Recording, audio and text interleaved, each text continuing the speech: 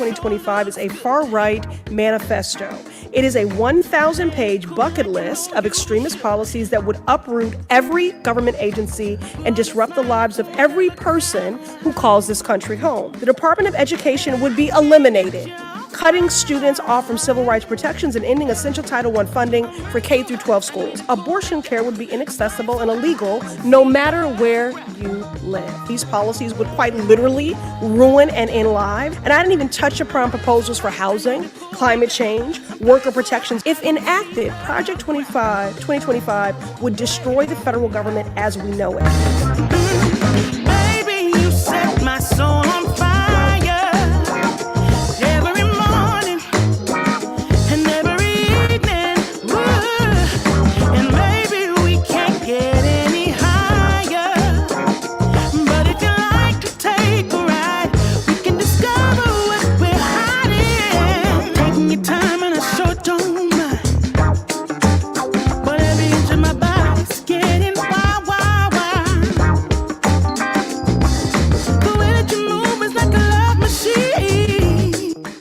To play chess, not checkers. It's about making decisions that will affect us as human beings, our next generations to come. I'm flying so high, I don't see the ground. They are attacking our most vulnerable citizens. The Project 2025 plan is not a game. Look it up. So high, I don't see the ground. Yeah. Baby, you set my soul on fire.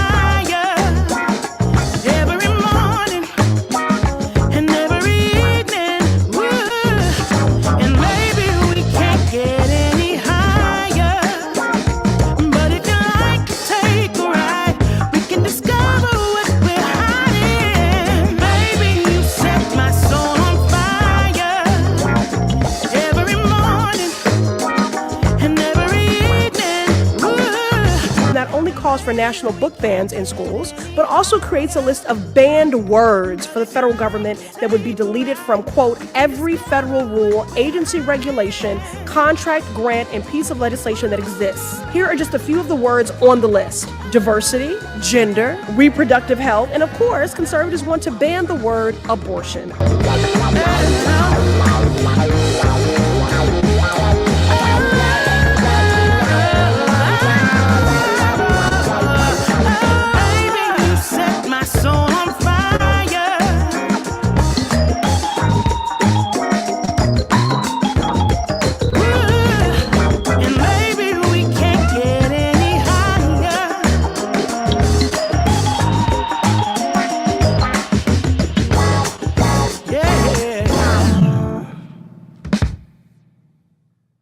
For us to play chess, not checkers.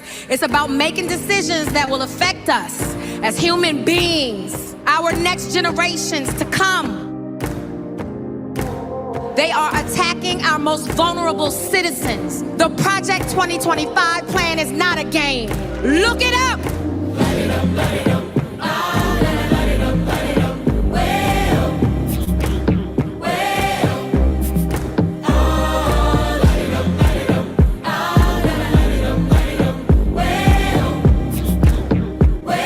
Project 2025 calls for eliminating the Department of Education, eliminating the Department of Commerce, deploying the military for the use of domestic law enforcement against protesters.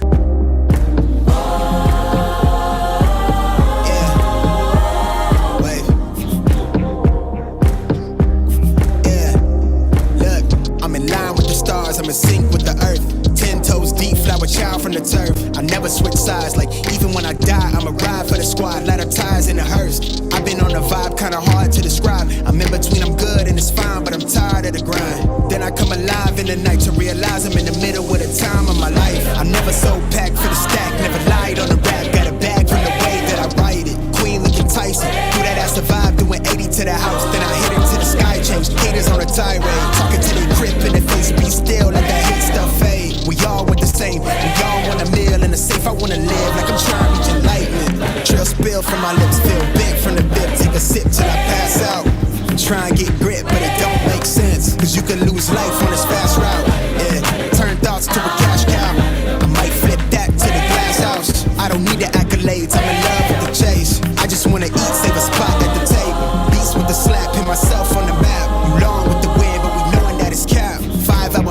couple nights at the flat. To be real, couldn't see me making moves while I'm at. I'm still on the grind, limit time when I chat. I'm burning down sage, keep the demons away. When I write it, give a piece of myself to the page. I don't do it for the praise, love, that's just how I'm made. Time for us to play chess, not checkers.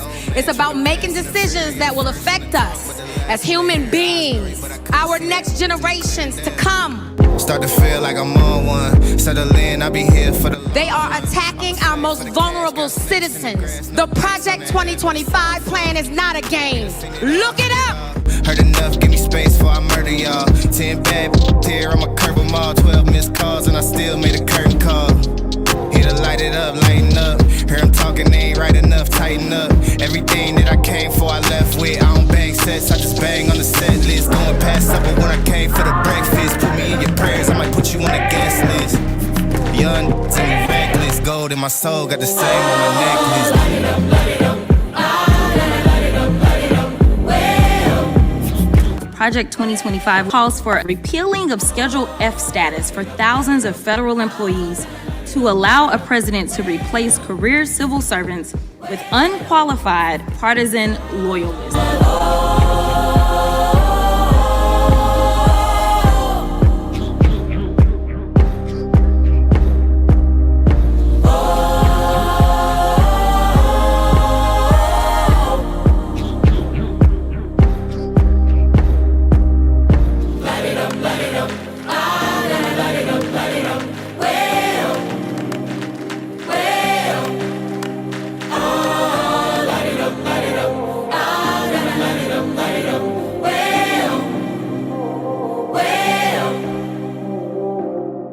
To play chess, not checkers. It's about making decisions that will affect us as human beings, our next generations to come. They are attacking our most vulnerable citizens. The Project 2025 plan is not a game. Look it up!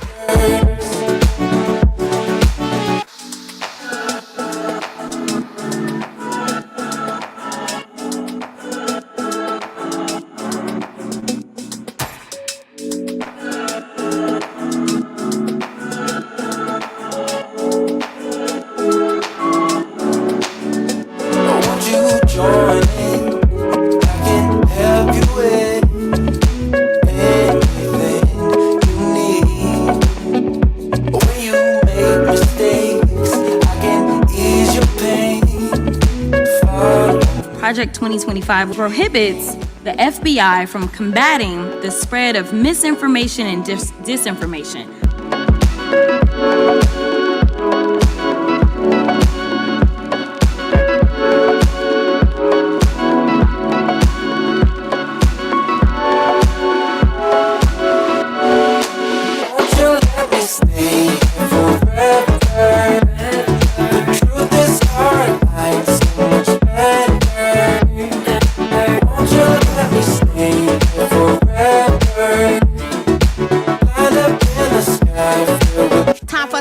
Chess, not checkers.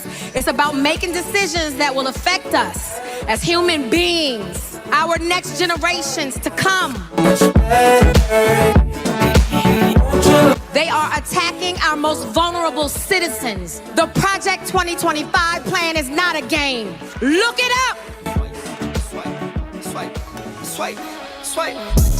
Just picked up some bands, come again. They do what I do, I'm like Simon Says. Yeah, I'm the running man, rapping rubber bands. They do what I do, I'm like Simon Says. They do what I do, I'm like Simon Says. Swerving, making plays, cool Ferrari red. Never out my zone, touchdown in my hands. Only fam around me, I can't have no friends. Had to cut you off, you left me out for dead. Ever since I was a teen, had prices on my head. Had to cut you off, you left me out for dead. They do what I do, I'm like Simon Says. Just picked up some bands, come again. They do what I do, I'm like Simon Says. Yeah, I'm the running man, rapping rubber bands. They do what I do, I'm like Simon Says. Just picked up some bands, come again. They do what I do, I'm like Simon Says. Yeah, I'm the running man. Don't feel right. I still wanna party with her.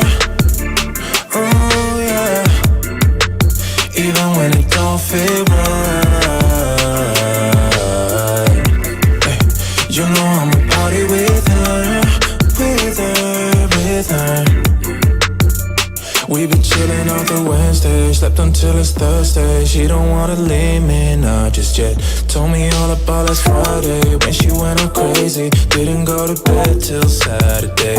I don't wanna go without, so I asked her to stay. Though she broke my heart in a million ways, but I'm putting that aside now. I'ma feel alright now, happy just as long as she's with me. I've been trying my luck every day of the week, yeah. With my baby, what's up? Always down every weekend. No, I love her too much, but I just can't get enough. She's good at what I do. I'm OMW. Watch me walk away. Good morning, good morning, good morning. Y'all know who it is, man. Y'all know the voice. Y'all know the sound. Can y'all hear me okay? David, can you hear me good? Am I okay? This microphone is kind of weird. Okay, perfect. Good morning, everybody. Good to see your bright, smiling faces this morning. Happy Saturday to you.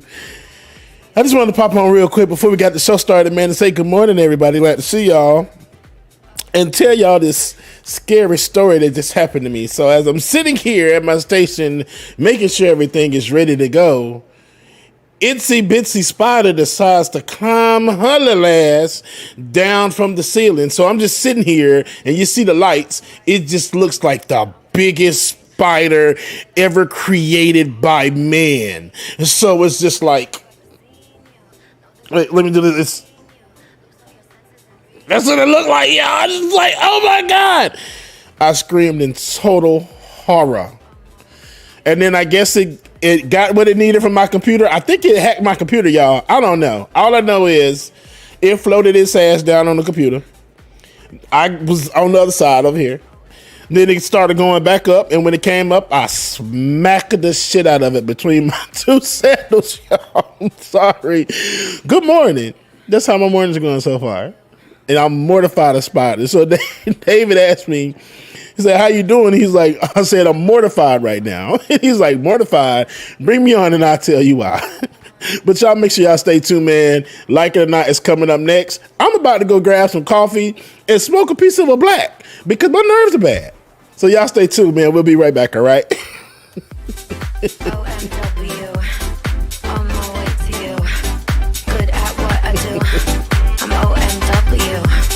OMW. On my way to you. Good at what I do. I'm OMW. On my way, on my way. On my way, on my way. On my way, on my way. On my way, on my way. On my way, on my way.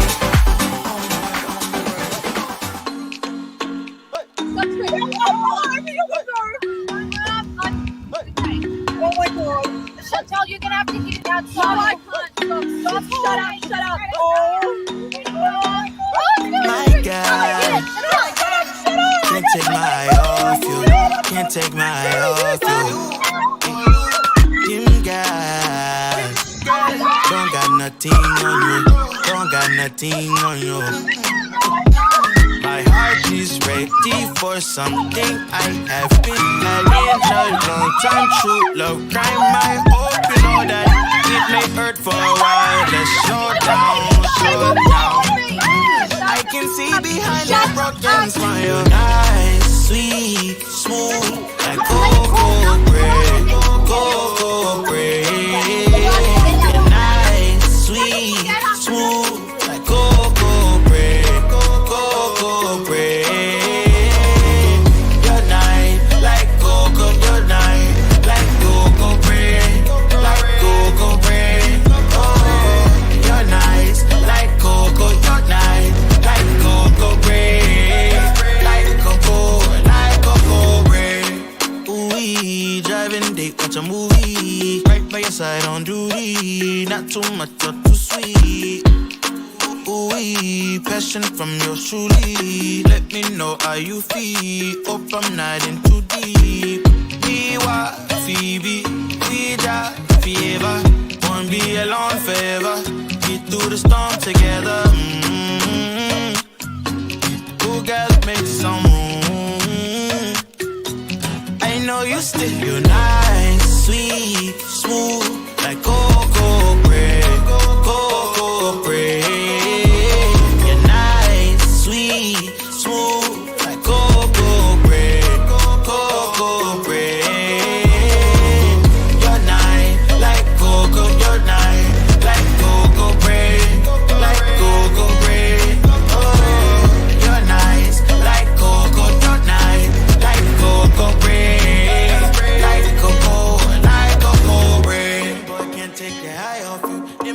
can't take the eye off you. My mind, yeah, in my mind, oh you. My mind can't take my mind off you. Baby, oh come be my lady. Oh give me a baby. Got me talking crazy. You're nice, sweet, smooth, like cocoa bread, cocoa bread. You're nice, sweet, smooth, like cocoa bread, cocoa bread. Skin so smooth like cocoa, with no lose, no, no, no. Skin so smooth like cocoa, with no lose, no, no, no. You're nice, like cocoa, you're nice, like cocoa bread.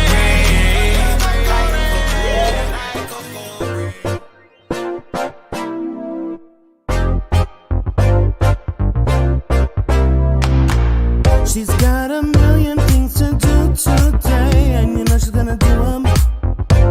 There ain't no doubt. She's got a million problems on her plate, and you know she's gonna chew them and spit them out. She's so above it, yeah, she walks on air, yeah.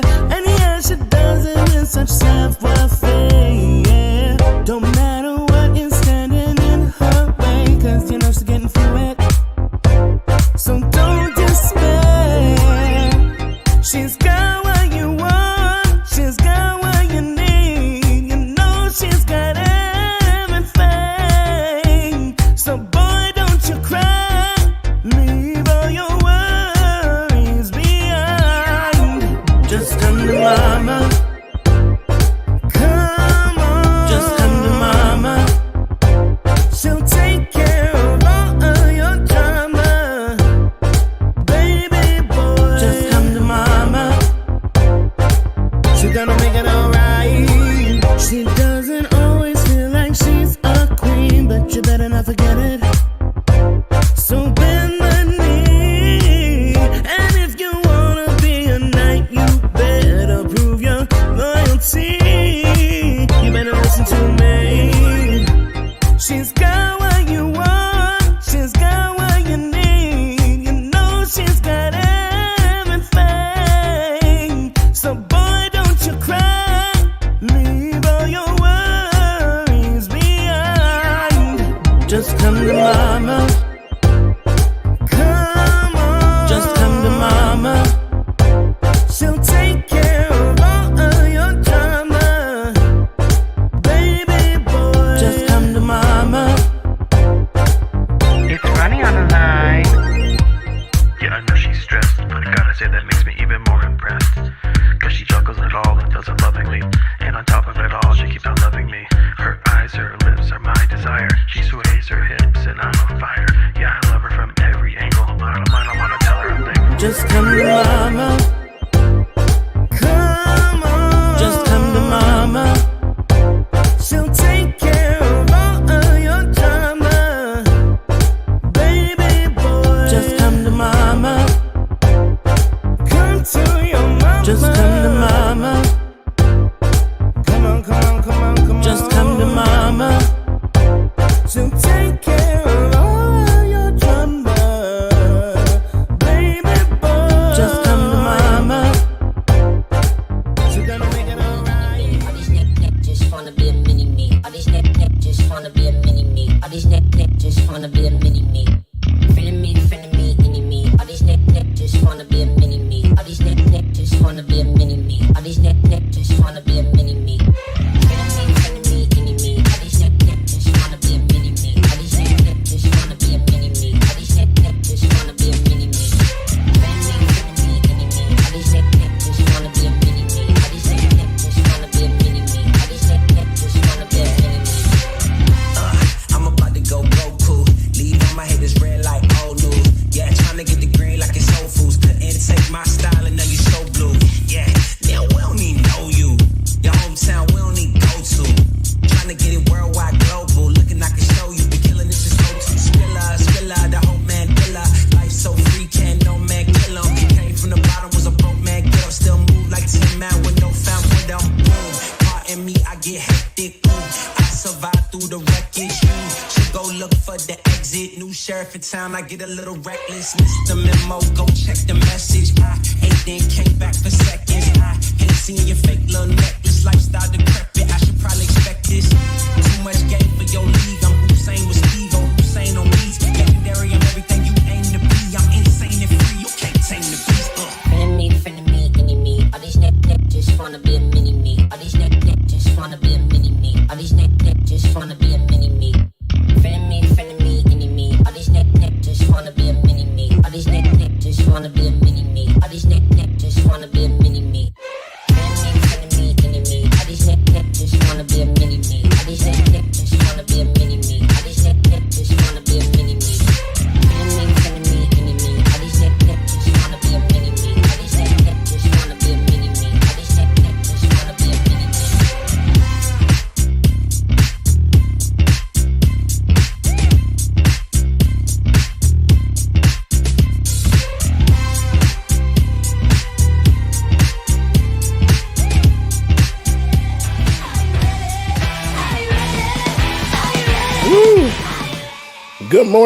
Good morning again, y'all. Welcome again. Let's do some quick shout outs real quick while we got everybody on here. Let's start from the tippy top here. B, good morning, B. I think I just played your song not too long ago. I stepped away for a few. It was on autopilot. Good morning, B. Love Nitra. Good morning. Emily Swamp, Carly Wynn. Good morning. Nicole Howe.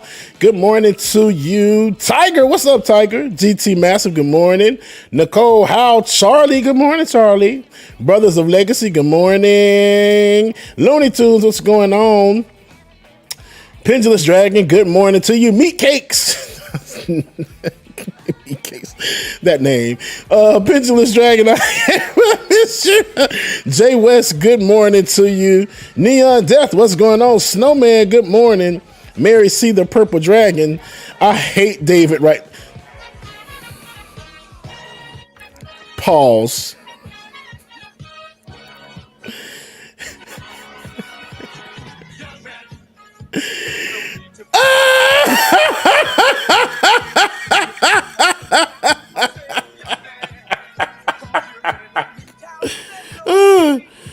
He looks like he takes, you know what? Anywho, this is real. They did this every night of the convention. They put this on every night. They did this every night with the YMCA song every single night. Like this was something. He looks like he's, you know what? I have a skit for you, David. I gotta find it. We call it the double jerk. The double. I'm not gonna play it. Ben will cuss me out. I'm not gonna get Ben's channel canceled. The double jerk. Okay.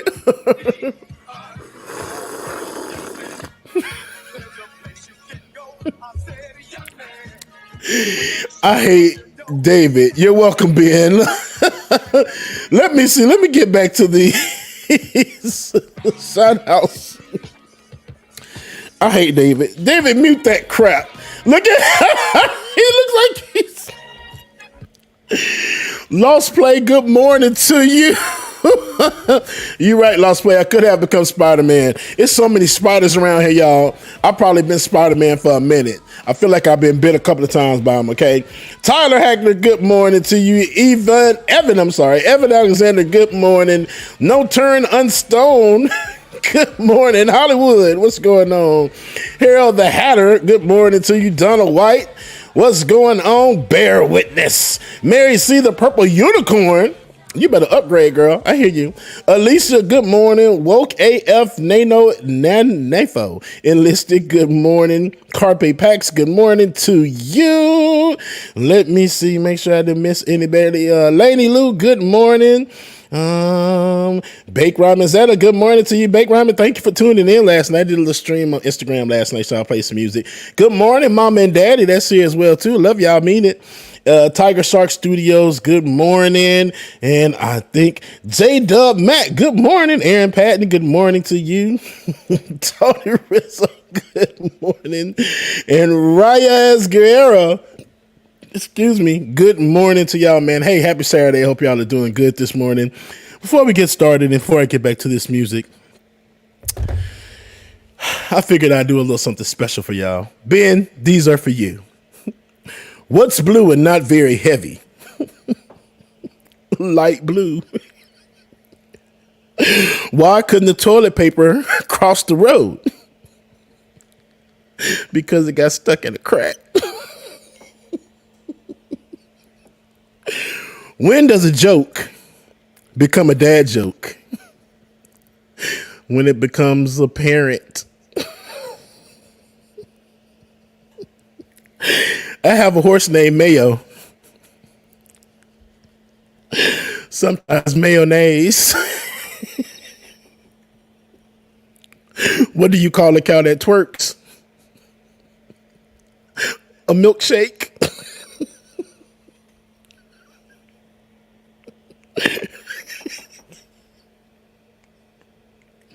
Okay. What do you call James Bond in a bathtub? Bubble 07.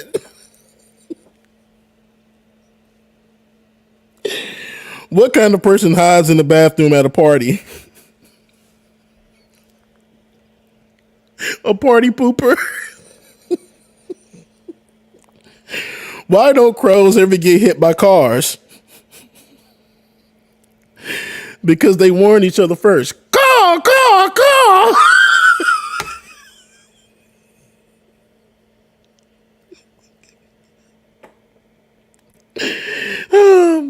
What do you call an elephant that doesn't matter? An irrelevant. All right, y'all, I'm done.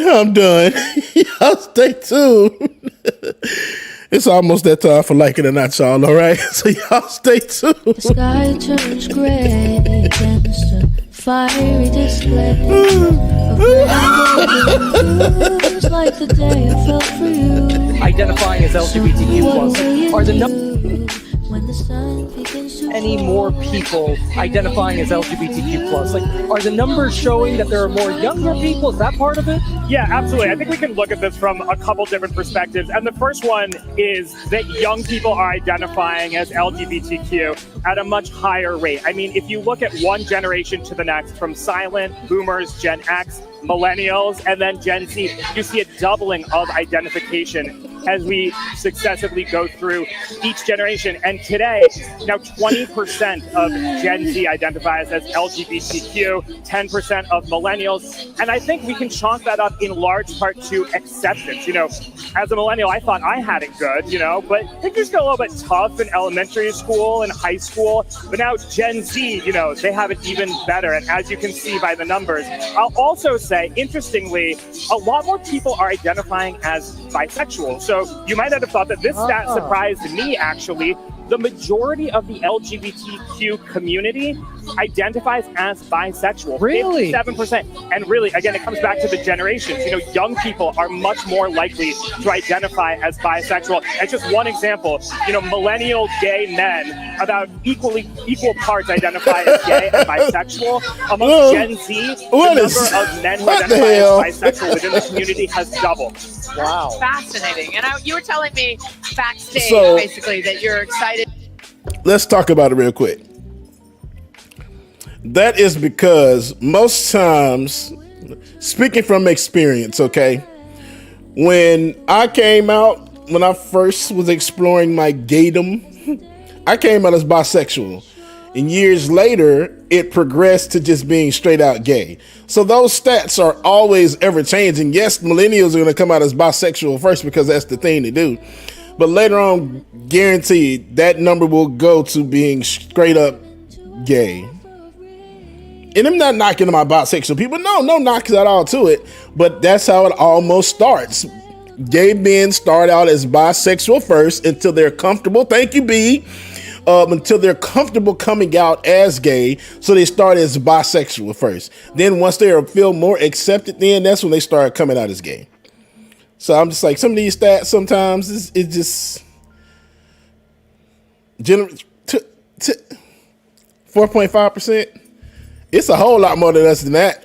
God damn it. And then the other part of that too that's not in here.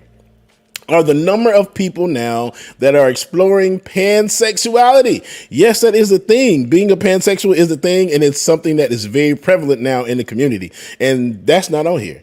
So once you add that into the mix, yes, a pansexual person, they love who loves them. So male, female, dog, cat, curtain, spider. It just depends. So, hey. Is what it is, man. Y'all stay tuned. We'll get started here momentarily. These numbers, sometimes it's just like, David, oh my gosh, I had something for you. Hold on here. I just pressed something. You reduce quality. Make sure I didn't mess nothing up. Actually, light it up, light it up. Still waiting for. Like, I was gonna switch gears, but if you want to stay on this for a minute, you can send me whatever you want. Oh no. Well, what it is this clip I sent last night, and it's like, who are these people polling? So let me see. Copy link. That I don't know what this poll is about, but that question, yeah, that applies. That's Boom. a very good question. That is the question of our time. Right, David. It's just like Parker says they're attracted to cooking pans. Pansexual. Yeah. I hate you, man. I really do. So.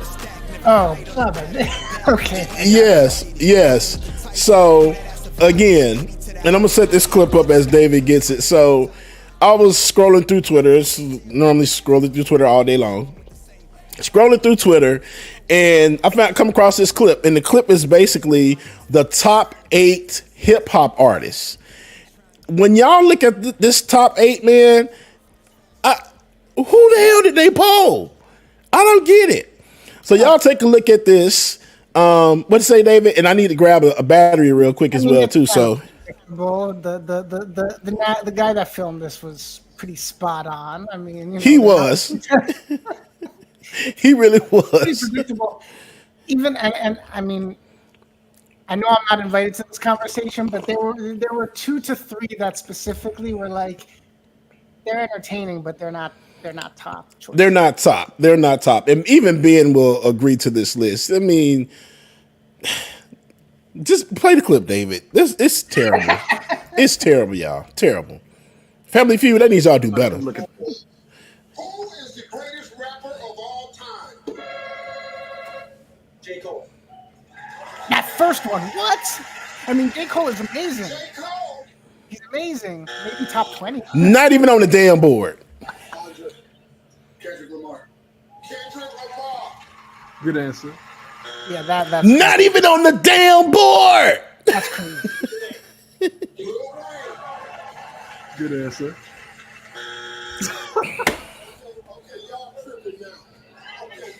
It's Tupac.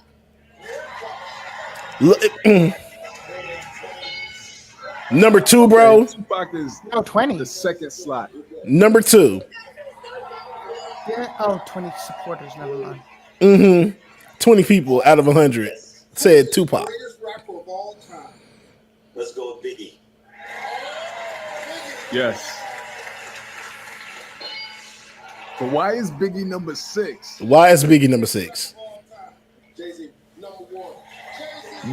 Good answer. But why is number 8, bro? Hold on. David, take me down, David. Let me go get my battery real quick, David. When it comes to Family Feud, the answers is never what you would probably think they're going to be. I don't know who they are polling when they poll for these surveys, but I'm going to imagine they are probably, I'm not even going to say what I want to say, but they're probably, for this category in particular, they're not black and they're not hip hop heads at all. They're probably like some old middle-aged white men or white women from like, I don't even know, like Kentucky or some shit. But let's keep this going. This We're in Rhode Island again, where we at? Right. Tory is the greatest rapper of all time. Nas? Good answer. Why the f is Nas not on this list? Thinking as a hip hop thing. Exactly. I don't think that's who answered these questions. Hell no. Andre, we got one strike. Who's the greatest rapper of all time? Eminem. He's a bad boy. Eminem. Of course, Eminem is going to Over Biggie. Over Biggie. Look what Snoop Dogg got. Number one, bro. Is the number one answer of the greatest rappers of all time. That's because he's been hanging out with Martha Stewart. Snoop is dope. Don't get me wrong, but Ben, you right, bro.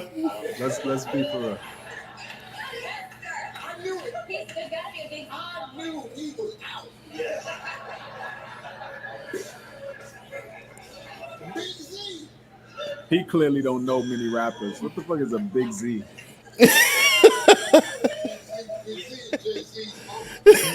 Rap is not his forte. He need This to is Celebrity Family Feud, by the way. Trainer team can steal. I'm gonna say Ice Cube. Ice Cube.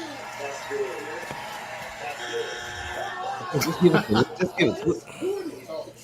it. Wow. There's 8 slots for the best rapper of all time. And look at this list so far. The fact that Jay-Z is number 8 is like crazy.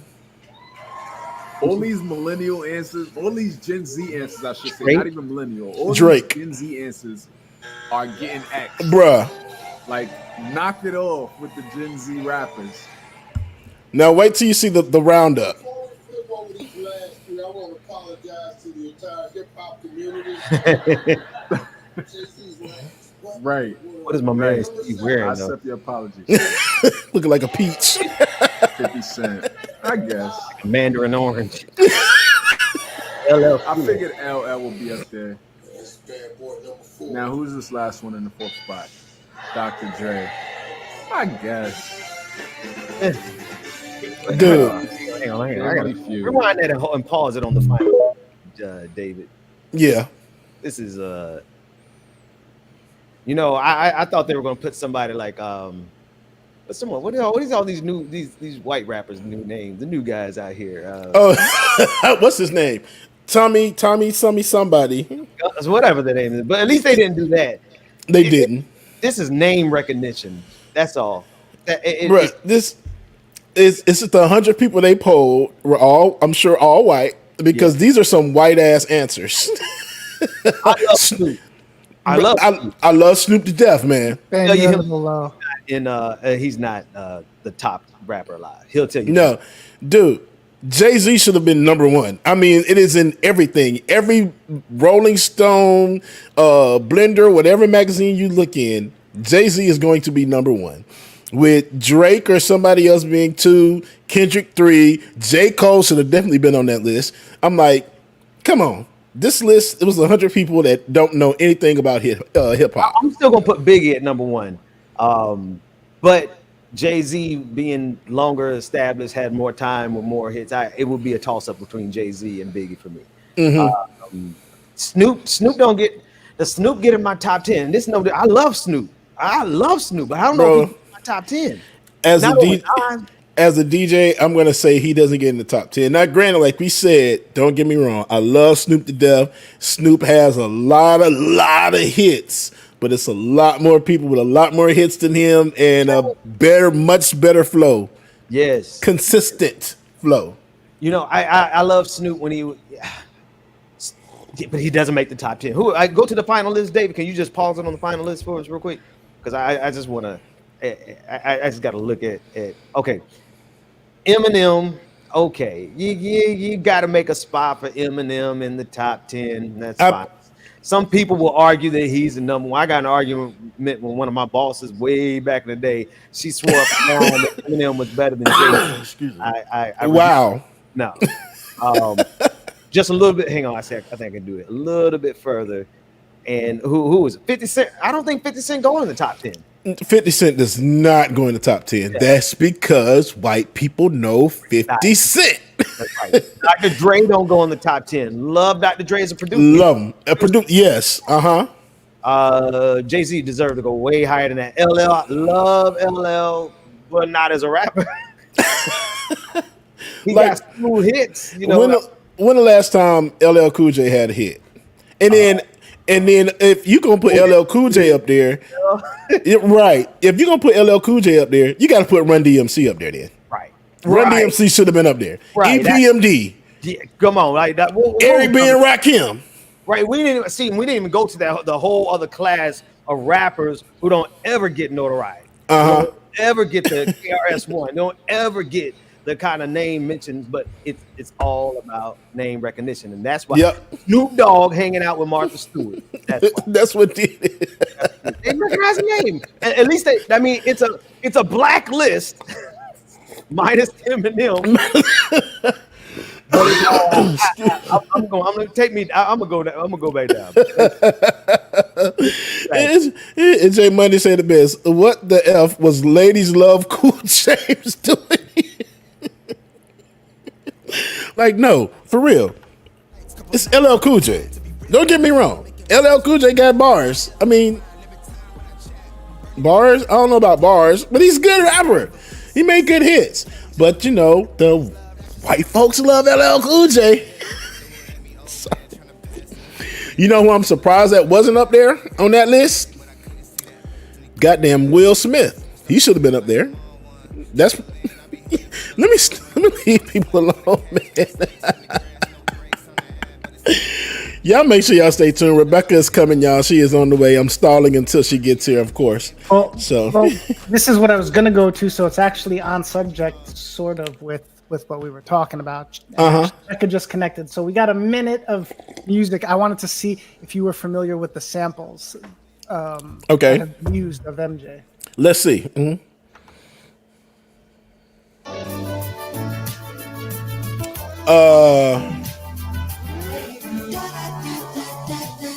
A few people use this sample too.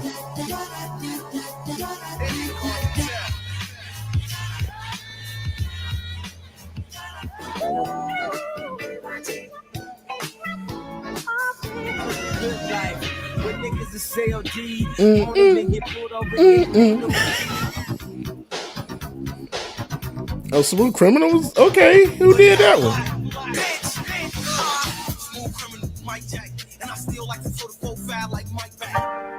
Okay, I like that Polo GB. Okay.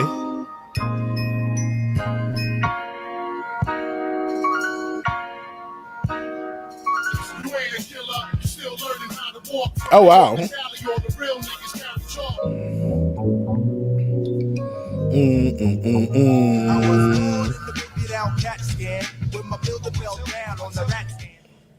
I wish they would have did more up-to-date samples because there's been a lot more samples since then of Michael Jackson's music. That's just like somebody did a comparison where they did Beyonce's samples, what she used on the Renaissance album. And when I tell you, it's just like, oh, damn, no one even thought I heard that song. But yes, these people be sampling everything. Kanye, no, who was it? Diddy. Diddy was the sample king back in the day. He would sample every damn thing. All on the remixes. And he was like, damn, that's a dope remix. I like that. Until he started messing with. Anywho, have you been swallowed up? All right, y'all, let's see. Rebecca's with us, or at least she's connected, so we can start. Unless you got anything else. I was like, let me take me down. Take me off screen. Good.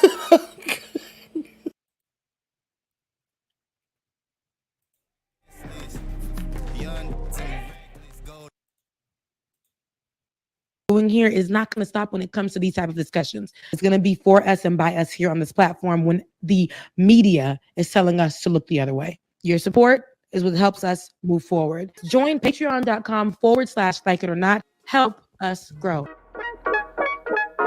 Like it or not, y'all. 2023. Y'all know what time it is. It's time for like it or not.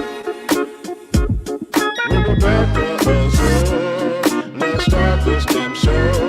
Yes, it's time for like it or not. With Rebecca Azor.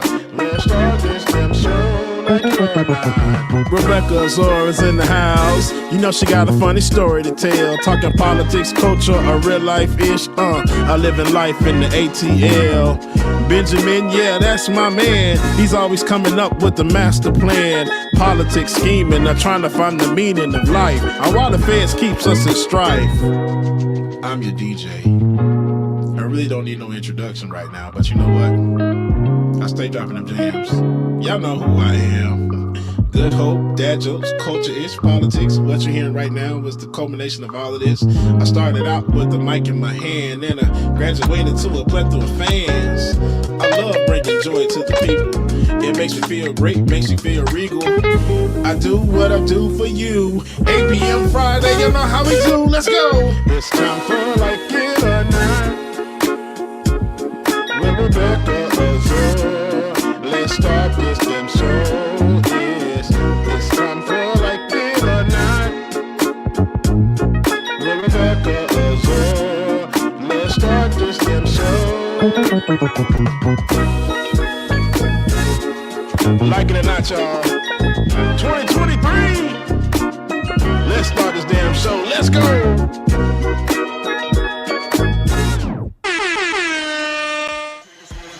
Like it or not starts now.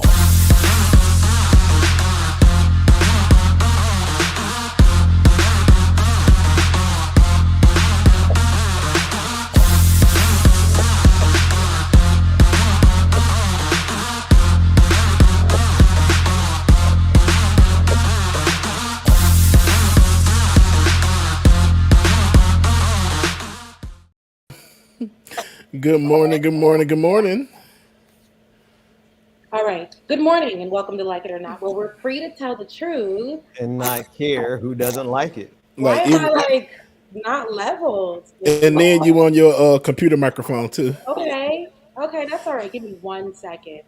We can fix that. There's no issue. It's saying that I am actually on my own microphone now. So is that not? That's what you're hearing me say? Ooh. Ooh. One moment. I'll be Sound right like your microphone is mad at you today. Okay. It may be that. Let's go ahead and let's. Oh, there we go. Welcome to Like It or Not. Oh, there it is. There it is. Magic. Well, we're free to Not tell care the who doesn't truth. like it. Okay. I think we said it. All right. See, because y'all wasn't gonna come for my mic, because I know now. It was coming for you. Let's see what's going You on. gotta put a little cushion under you to lift you up, or bring the camera down. Yeah, that way. There you go. There it is. Yeah, okay. No, now we're good. Now, let me lift my seat back up now. Okay. And I was like, because my '90s little bang was giving me a little height too, so I didn't know. You do look like somebody out of one of the old '90s movies that used to come on. Baby Boy. What's the other one? Not Baby Boy. It's one of the '90s shows. I'm The giving 90s like shows. the Aunt Vivs. Yes. And, the Hillarys. You know, all those. And yeah. What was Tatiana Ali's character? What was her character? Ashley. Ashley. Oh, 1 second, please. I apologize. One moment. Okay. Hey. Oh, okay. I know what was going on. I'm on the show, babe. I'm sorry. Okay. I apologize about that. When he calls, you must answer. You must answer. When it's the Lord, and that wasn't the Lord, but that was family. I wanted to make sure it was like I'm on the show. So all right. Yeah. I feel like I haven't seen you in a month of Sundays. How you doing? Let me tell you something. Since you asked, I got a story to tell. She always got a funny story to tell. I feel like the Lord, I haven't talked to y'all in a while, and I'm going to save this for a bit of what the Lord has been telling me to do, which I had done, but I feel like the enemy has been trying to play something in my place. Turn my mic up. Put me in E flat. I feel like the enemy. The enemy has been trying to really, God has told me to do something. It's one of those things that God has told me to do something. And I felt like I haven't been doing it out of fear, out of anxiety, out of circumstance. And because of that, I hear somebody's microphone echoing sound feedback. But because of that, I've been feeling like, okay, every time I get to do something, like most recently, as you guys know, your girl is just out here, trying to make sure that I am paying my rent. It may not be on time, close to on time, paying the bills that I can right now because the income is not solid right now. And in my mind, it's been doing something to me. And where it's like every time I'm like, okay, I'm going to drop Shades of Good News, which I have like 3 produced shows of it. I feel like something every time happens, and I'm like, oh, I ain't gonna do this. I'm not ready to do this. I'm not in the mental space to drop this. I'm not, mind you, the whole thing is called Shades of Good News, and so much good has happened to me, even in the midst of so much bad happening to me. You know, loss of job, loss of income, trying to pay my bills, trying to do this full time. Not sure if I have enough support to be able to do it full time, but at the same time, still pushing and hoping that eventually I get to that place where I have the support to do this full time. But then circumstances hit, and I'm like, I have to focus here. But then I got the great news that I do not have, any more cancerous cells. But I've never had the moment, I feel like, to sit down and really be able to just be like, God, I can celebrate myself and I can still push even though I don't know what it's going to look like. Because you've already showed me when I didn't know what it was going to look like that you still have my back. So with that being said, I'm just in a place because the other day I got a knock on the door and I haven't had that type of knock. I'm going to be vulnerable with you guys. I don't like you guys feeling like pity for me. I'd rather you guys support me. Don't feel pity for me, but because of the story I tell, go ahead and go to Becca's Voice and help, right? I say this because, got a knock on the door and I looked in the ring, the blink camera, which I didn't pay for, and I was surprised I still got them up and running. They ain't gonna holler, but I saw the man and sticking the little notice on my door. So I'm like, dang, let me hurry up. That man got let the police officer go because they send the police officer to put the eviction notice on your door. So let me let the police officer just head out and then let me grab it so my neighbors ain't in my business. So, you know what I'm saying? So I grabbed it, put it down, got a little sad for a second. And I'm like, God, all I could imagine was intrusive thoughts saying, next week I may be outside. And I put myself with intrusive thoughts on the curb with my furniture, with and again, I don't know what next week's gonna look like, but I had to just come back into myself and say, you're trying your best, you're doing your best, and God asks you to do something, put that thing out there. You don't know what life is gonna look like, but just do it. I've been looking on Threads, and Threads is my new place of just going to see people overshare. And like I just did just now. And I see so many stories about people who are sharing how they've been applying for jobs, qualified, overqualified, underqualified, in between qualified, have 5 different resumes that show overqualification, that show underqualification, that even take off their degrees, change their names, because if you have more of a white name, we've seen somebody sue a company because when they had their white name on there, they were offered an interview. When they had the black name on the same job application, on their resume, they weren't offered an interview. But I say this to say, so many people are struggling right now with so many different things. And what the world is looking like politically, which we're going to get to, it's just a lot of stress. And nobody can't tell me that my circumstances don't equal to me being homeless or being out on the street or having to move back in with whoever or finding, shelter or whatever. That literally could be my next week, but I have to put in my mind, that is not going to be. Do I know how? Do I know when? Do I have enough? But I just gotta, really, I just look at so much sadness in the world, so much pain, so much people who are breaking, people that are so on Instagram and showing this lifestyle, but they go to Threads and they overshare and they're like, man, I didn't even know how I was going to eat today. I didn't know. I paid my bills, but I didn't have enough left over to eat. It's a lot happening, but I cut my own hair as well because I can't, so I cut it into a bob And that's what I'll be styling it as, because we saving a coin. We kitchen beauticians, you know what I'm saying? Haven't quite got there with my nails just yet, but they're shorter because of that, you know? Right. So, you know what I mean? But all of these things to say, y'all, listen, please support your girl. I am just but $600 short. Becca's Voice, Cash App, please. Just go ahead so I can go ahead and keep this roof over my head and keep it going with y'all. Becca's Voice on Cash App. And Yeah. leadership is going to matter with the way that our lives are going to look moving forward. We'll have that conversation on today's episode as well. But that's my life, and I'm all right. I'm just telling you that because I don't want pity. Please don't give me the pity. I may shed a couple of tears in this episode that you guys will see of my first episode of Shades of Good News, but it's just released because what we're ending that story with is what God has done. And I have to be mindful of what he can do and what I have to put in my mind of what he's going to do. All right. So, yeah. So that's my story. How have you guys been? What's going on? Same stuff, Rebecca. Like, I mean, I listened to your story, right? And I think there are more people who understand what you're going through than don't, right? Most people will never admit it because that's not what you do on the internet. On the internet, you show how things are going for you. You don't show how tight things get at the end of the month, or whether or not you got your upcoming rent, or whether or not you got your upcoming car note. The reality is I think most people in this country are going through that exact same thing. And it's not to say like misery loves company. It's to say that there is a structural problem here in the United States, all over the world, but here in the United States, like even when you were employed, it was never enough for you to get ahead. Right. It was never enough for you to save.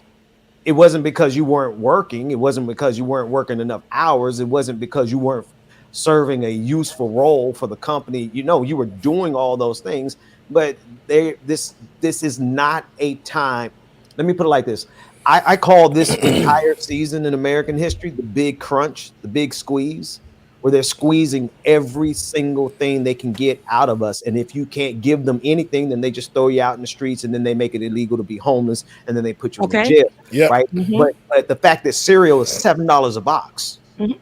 Come on. My best friend was just talking about that because she got 2 kids, and you know they don't like the same cereal, and we not trying to force them to eat the cereal they don't like, and they $7 a box. A box. I'm about to get them Cherry Crunches of O's, the off-brand name, you know. But it's just like it's the big. So jobs are not paying more. Okay. But rent has gone up. Talk about it. Jobs are not paying more, but the cost of everything has gone up. They're making it more difficult to get places to live. They're making it more difficult to get cars to drive to these jobs. And it's all because they're free to exploit us how they want to. And they're all making more, not all, there's a small group that are making a whole lot of money right now. And it's coming at the expense of so many people. I know people in our audience. I guarantee you in the chat room, people have to identify with that. I know we've been talking to them for years. This is a hard season for a lot of folks. So I agree with you. Don't give support where you can. And then as far as the trust thing, I know exactly. I have to do something that I've been instructed to do that's going to make me look genuinely crazy. Genuinely. I've got to go out here and say something that's going to make me look, and then you have these intrusive thoughts about, well, what are they going to say about this? What are they going to say about that? I've been instructed to do something, so you know, as a person of faith, you do it. Yeah. It doesn't change the fact that in your body, in your flesh, in your mind, you're like, yeah, but what are they going to say about this? Yeah. It's that right there has to, and I had to tell the Lord the other day. I said, "Hey, yo." Because I didn't say "Hey, yo" because I respect my Jesus. Okay. But I was like, you know, Lord, I'm not too big on how people perceive me. So is this me perceiving myself as how like what is like, are you lame for talking about this, or are you not good enough, or are you, it's my own insecurities that I'm trying to say that people are saying about me, but that isn't the truth. That one little comment don't bother me because I have so much support here as far as for people, you know, who support me. So if I just go ahead and do that thing that you told me to do and remove my insecurity and remove those intrusive voices of the enemy, right? The things that are not true about myself, and believe what you said about me, then I know it'll fall in place. But let me tell you something. That intrusive voice and that insecurity that we can say, oh, is and that anxiety or all that stuff that makes us believe that what we're thinking is actually truth can debilitate us, can put us in a position where we're procrastinating and we're pushing back, and yet we're frozen, we're stuck. Right? We're in a stuck state because, oh, now I'm sad because of the thoughts that I came up with in my mind. I'm sad because of this situation that came up, but I know I can get through it. But now your mind is telling you you're never going to get through it. Now you're so worried and focused on that, and you're not doing what the Lord told you to do. But you got to go ahead and do what the Lord told you to do, man. Yep. Okay. So your boy about to come out here and look kind of. I'm gonna look crazy, but I'm standing on good ground, and you gotta realize, like, you know the assignment that you've been given, right? And you know whether or not you're putting out quality stuff. I know what you're gonna put out. Rebecca's gonna be quality, so go on, put it out. Yeah, put it out. Yeah. Right. Speaking, talk to myself too. Yeah, look, we gotta speak. Look, speak, encourage right. And so, speaking of that, like, make sure you shine, and we're gonna make sure we do that. But Bubba, you shined a few days ago when they covered you on boldjourney.com and your story. Could you tell us a little bit about that? And David, pull up the article, pull up this coverage, this feature story on our own James Bubba Williams. Yeah. So, like the rest of y'all, it's like it's been a struggle these past weeks. Like the DJing events have been very few and far. It's just like literally robbing Peter to pay Paul. I mean, not literally, but robbing Peter to pay Paul. But a few weeks ago, they reached out to me to do this article. I've done 2 articles before, and this one, it just seems like they came around like, hey, we want to tell your story about your generosity and your kindness. I'm like, that's basically me. That. Okay. So that is you. Not that's me. So I loved it. And it was fun doing it. I have a good fun time doing these articles. So it was good knowing this, and I got a lot of feedback from it. So I thank you for everybody that read the article and everything. I appreciate y'all. What's up, man? A lot of y'all inspired this. A lot of y'all did, really did. And shout out to mom and daddy as well too. If it wasn't for my parents, I wouldn't be here. Literally. Yeah. Literally, that's true. Literally. But I love that people are starting to see your work, and it's, I hope that inspires you to continue to push your page and your story, because I'm telling you, your story is a peculiar one only because you don't look like what you identify as of who you are. And it's such a good thing. I think that you're a DJ. You're not a bouncer. Okay. People would just assume that you are that. You're part of the LGBTQIA plus community, and I think that you should share more of your story if you feel comfortable about that, because I think that our viewers would love to hear more about that too. I'm like, shine your light on that, and you're very big in music, so I know artists that are quieted because they're a part of the LGBTQIA plus community, and so your platform could be a great space for them. And I'm just putting that out there just as ideas, but that could be something that you look into, because you are, you're great. So thank you, Becca. No problem. She wasn't even talking about me, and I felt the love. My God. and I mean it, because what the world tries to do, the world tries to really limit us. I'm going to go back. I missed the point. My best friend was telling me about her friend, because even in education, they will try to limit us, but we got to make sure that we know that we're great. My best friend's friend went to take a course and at a university. Her job helped pay for it and fund it. That kind of is great, right? And it was like medical coding to help her within that department. She took the test, got a 91 on that test. And guess what that was equivalent to for the school? What's that? A fail. In what world out of 100 is 91 considered a fail? So She appealed it, and I guess had some pushback about when to do the test, whatever. And at this point, she didn't even want to do that no more. She wanted to basically like challenge the system, because what's going on that 91 isn't passing. And you guys, when I do talk to you about it, you're not even giving me time, an actual time frame to do the test in time. And then she took it, I think, to like the dean or the higher up, and they were like, yeah, this sounds strange, and it makes us want to go ahead and investigate why people haven't been successful coming out of this program. Now that because now it sounds like somebody's taking like they're taking the funds, the grant money, but not passing the students. Okay. Wow. So educationally, and I'm like, is the school white? Everything. Education, when it comes to housing, food, there's inflation, there's a struggle. They're ripping us apart, but they know that they're going to need a place to stay. They're going to still want to have education. So we can still pick at them. We can still take from them. We can still, like, that is breaking somebody's soul down. You're looking for something to better your life. Yes. And there's a whole program out there. You take the program, and now people behind the scenes are actually against you because it's actually profiting them. That's right. To fail y'all. That's right. There is no doubt, no question. There's absolutely no question about this. We are living in a society run by the worst people on the planet. Amen. Every hustle that they can to hustle you out of, they will do it. Medicine, a hustle. Healthcare, a hustle. Education industry, it's an industry now, right? You can say education industry. Healthcare industry, taking care of sick people for profit. Everything is a hustle. Food, a hustle. Trying to get a job, trying to get a place to live. I know everybody remembers this. Like when you go to what's that Zillow app, and then you apply, and then you have 1,000 people that apply for the same one, and then they take down the listing and put it back up the next month. Because they make more money off the applications than they would off of rent. And we're run by a society of people who thrive off of that. Those are the people who run America right now. Yeah, and David, we know it's not the world, but it's our world here in this nation. And we can talk about it from that point of view, from us being affected that way, and how it's such a great difference from when our parents were working these $19,000, if that, jobs, $19,000 a year jobs, and were able to utilize their funds to purchase a whole damn house. Right. Today, we can't even look.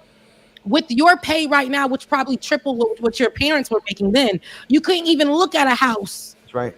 You can't even look at one. You have to drive by one and window shop and imagine and dream. And thank you so much, Pendulous. And imagine and dream. and imagine and dream that you can get a house. I wish my face card, right? Because this face card that God gave me is enough. I wish that it can translate into money. Pendulous. So I can afford food and housing and all these other things. I wish. But anywho, no, it's our world right now. It's our nation. And Ben, you mentioned a couple of things, and some of those things we need to be alert on, because now they're called the Trumpites, right? And the Project 2025 that's out there, which actually talks about the whole process of making homelessness a crime.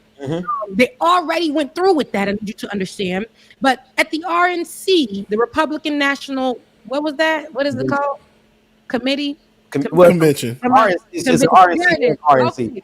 Because there we go. The Republican National Convention, where Donald Trump came out as the Republican nominee for president.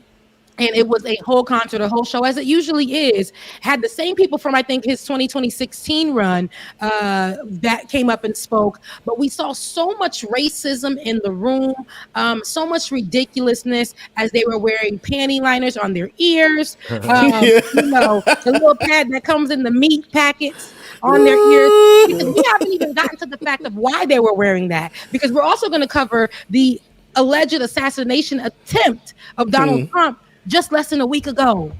Actually, a week ago today, y'all.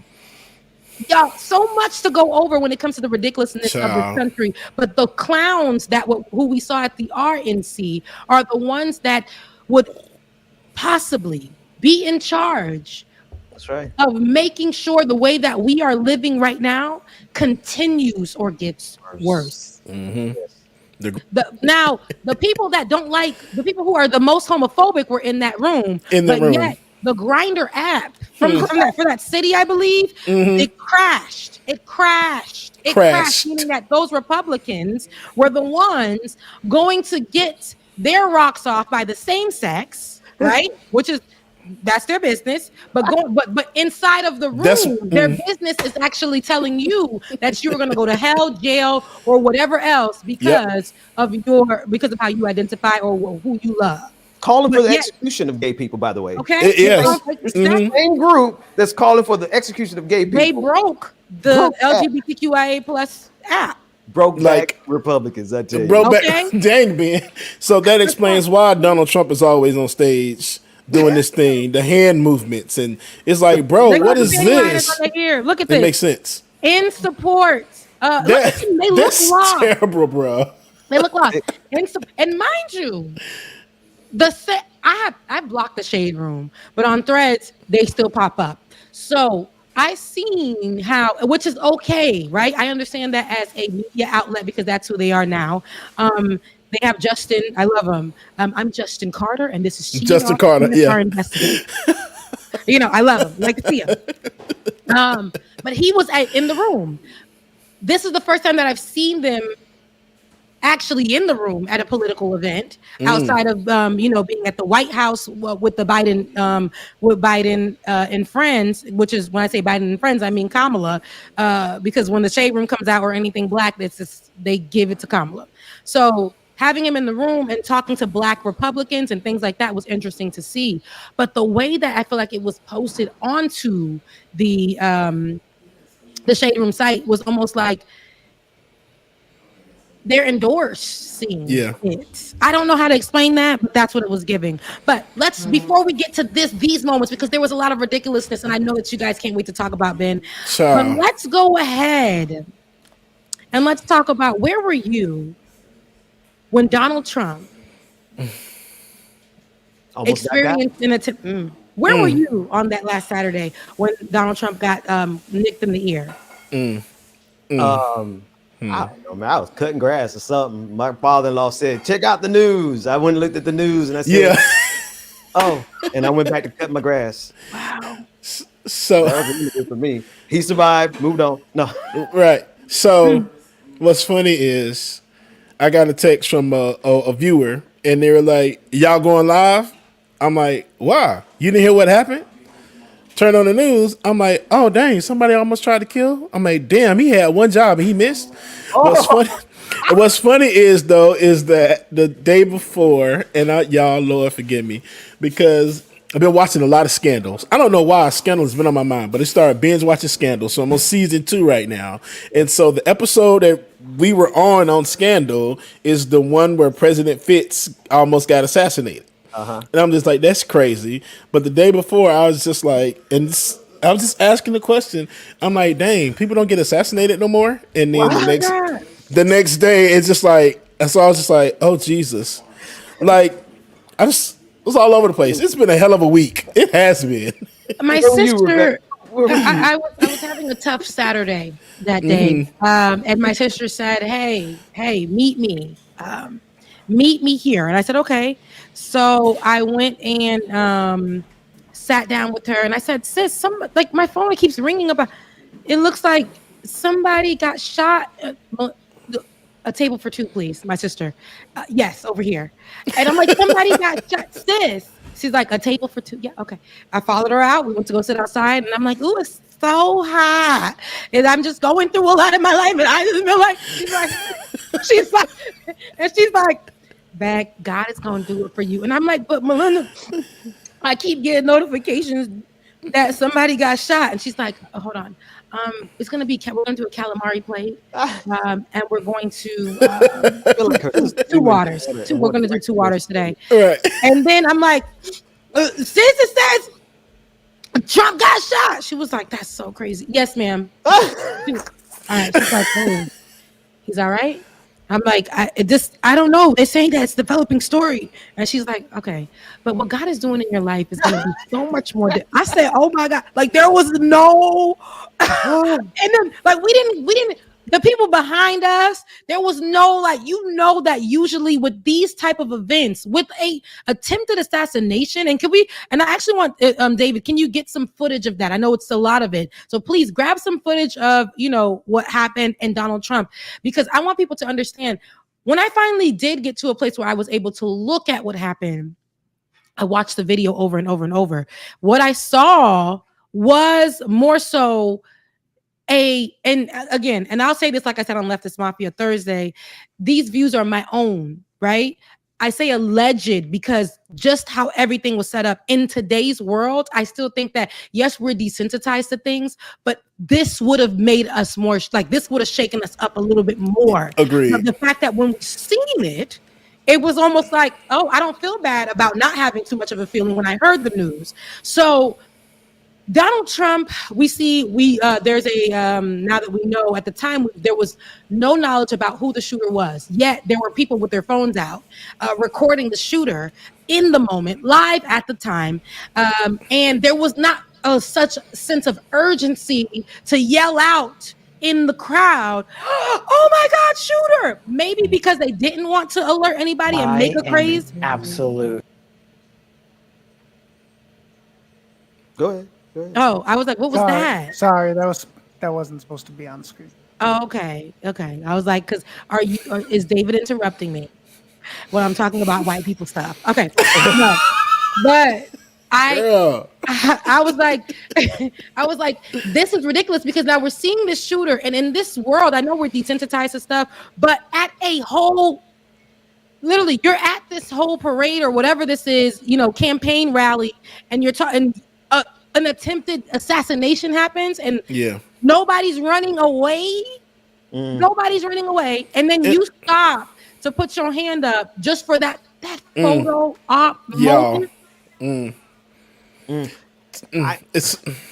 ahead, Dave. I was about to say, there's another video of, I guess there were people outside of the event that saw this man climbing up the ladder, going up to the top of the building, and they claim, and you can see the people, they're screaming like, hey, there's somebody over there with a gun, and they're screaming and pointing. Nobody does anything. The whole time this man had the opportunity to put the ladder on the side of the building, climb up the ladder, lay his ass down on the roof, and take the shot. The whole time they're pointing up there and telling them somebody's up there.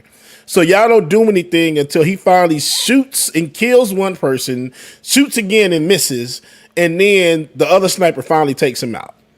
That whole time frame in between everything, it's not making any sense, y'all. The amount of time that it took him to get off this stage, the Secret Service, that makes absolutely no sense. We've all seen how quick the Secret Service can move getting somebody off the stage. That's right. Well, that makes no sense. One thing to correct, but it doesn't change the narrative or the questions. There were two cops, wherever this was, cops, like local officers, that I guess eventually got word, and right before the shots were taken, like the description I saw in the article was one hoisted the other one up at the closest point to reach the roof, and the officer being lifted, imagine this sounds clumsy as hell, saw him and tried to point his rifle while being lifted and then fell to the ground because the shooter turned around, saw the cop, and I guess pointed it towards the cops, so the cops fell backwards off the roof. And then he took a shot at Trump. Do you see what I'm saying? No. What the hell, y'all? At any moment, because assassinations were a thing, right? Mm-hmm. We lost John F. Kennedy to that. We know that there have been attempts before. And that's why the secret security is as secure as, as they're supposed to be. I would think that there would be more 2 cops trying to get him, no. Secret security would have been on that ass. And the fact that we didn't get the identity until later, it was such a struggle. Meanwhile, there's videos of who the person was, like everybody, all of this, and we didn't get the identity of the shooter until later because they wanted us to believe that it was a Democrat, it was a liberal, it was a progressive, it was somebody who represents the other side of the matter, who wanted Donald Trump dead. But in reality, the shooter was not. And then they wanted us to guess the race of the shooter. They wanted to believe that, again, as somebody who has to be opposing to Republican values and to Donald Trump in particular,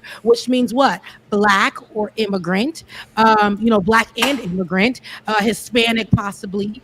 And again, somebody who believes other than the Project 2025 KKK Nazi thought. And that's going to be a liberal, a progressive, somebody who reps blue or Democratic, somebody who's anti-cop, somebody who has at any point in time spoken against Donald Trump. They wanted us to start putting those together. So much so we saw on the internet that the people, the liberals, right, what I call conservative liberals, the people with position like that, they were removing a lot of old conversations or talking points that they had that may have looked like they wanted Donald Trump dead. Any post that they retweeted or something, and then they didn't say anything. And so there's still a job to be done. Donald Trump is well and alive. We can call a thing, but when the facts came out that it was somebody who was Republican or comes from a Republican background and was a white young boy, he was the one that shot. A white male was the one with a rifle that shot.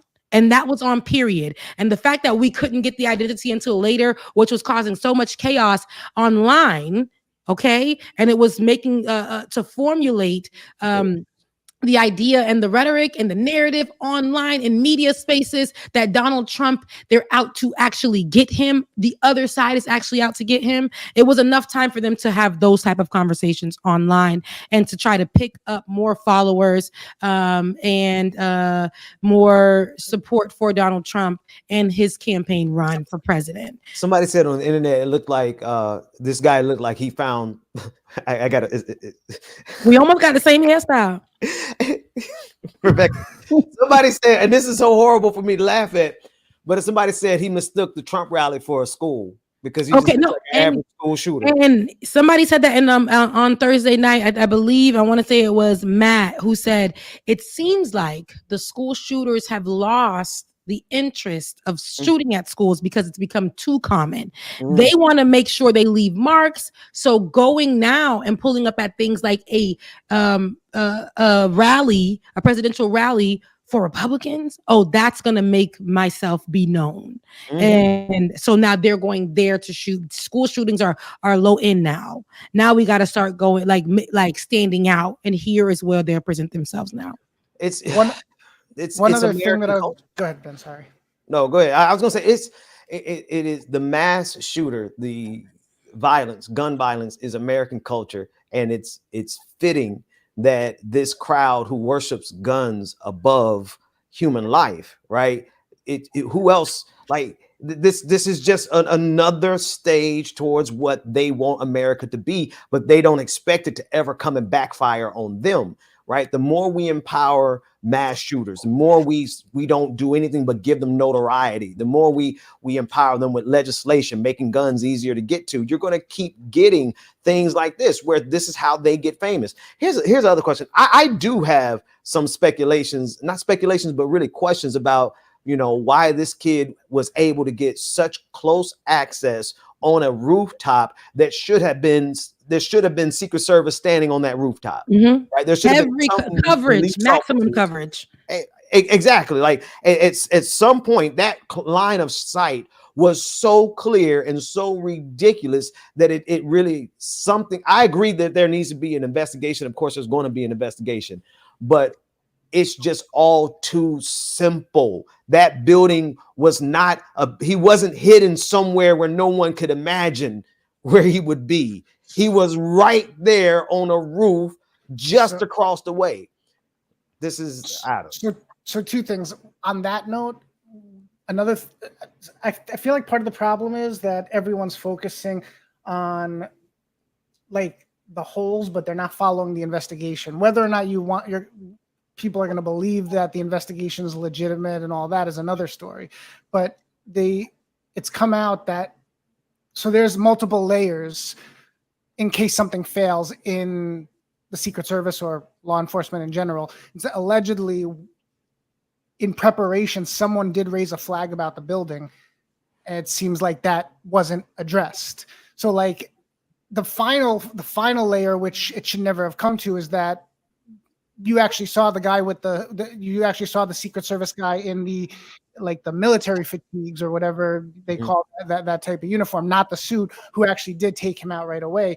But the point is they should have had the building under wraps so that wouldn't be necessary. The other thing I was going to say is that they have his phone now, and he didn't just he actually had images of Trump, Biden.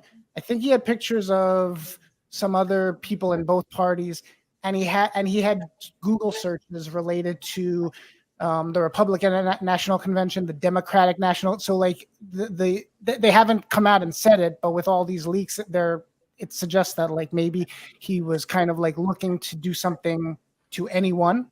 Mm-hmm. Yeah. I think, and see, this is the thing, y'all. Like Rebecca, what Matt said on Leftist Mafia Thursday night, I think is really, really true and terrifying. Right? Well, then again, hold on. Let me rephrase this. I'm actually on board with that. If school shooters are done shooting up schools, okay, good. Thank you. I'm so tired of seeing kids get killed, right? And so if school shootings are not bringing enough notoriety to them and they got to move on to politicians, suffer the little children no more, then, I think that that's a sad statement of where America is. But for decades, school shooters became famous based on how many kids they could kill. And this guy strikes me as a school shooter. First of all, he was on a high school rifle team. Okay, so he was trained. And I'm sorry, how old was he? Was he still in high school, David? I think he was 19. No, I think he was 19 when he went just out of high school, right? Yeah.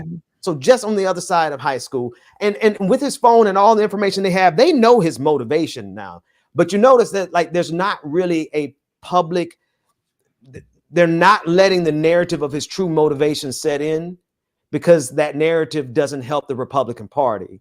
Right now, they're using this as a crisis to say, oh, they wanted Trump dead. This is why you have to elect him into office. But they're not following the threads to show what this guy's true motivation was, he wasn't anti-MAGA.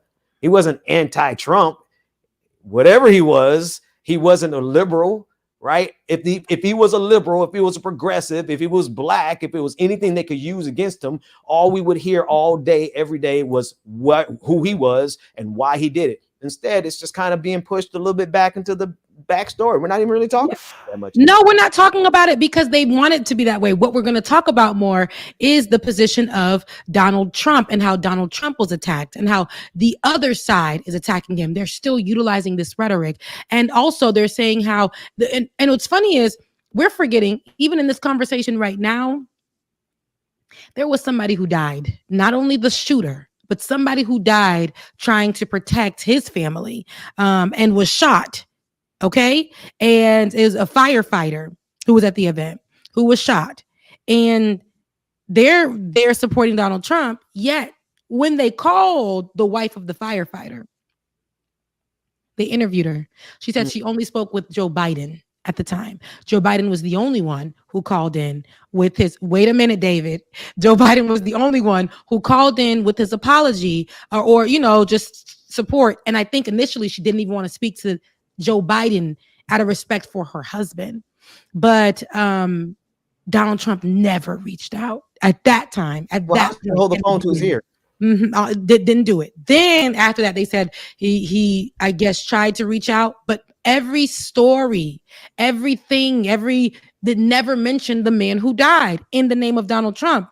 Republicans picked up on that and they utilized that show at the Republican National Convention to put him a firefighter jersey or whatever. I don't know what they're called, but the uniform.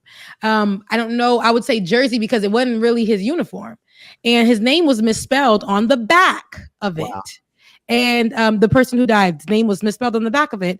And Donald Trump basically hugging it and filling it up, the damn the back of the uniform, or a look like uniform, and basically saying that that person died for him. And again, this is giving Donald Trump the Jesus complex. If he can't be touched as one, he is the savior, and like the white savior. And then it turns out that he also, so the echo is coming from you, Bubba. And then it turns out that the echo is coming from you. But it turns out that he also is looked at as like he is the Messiah.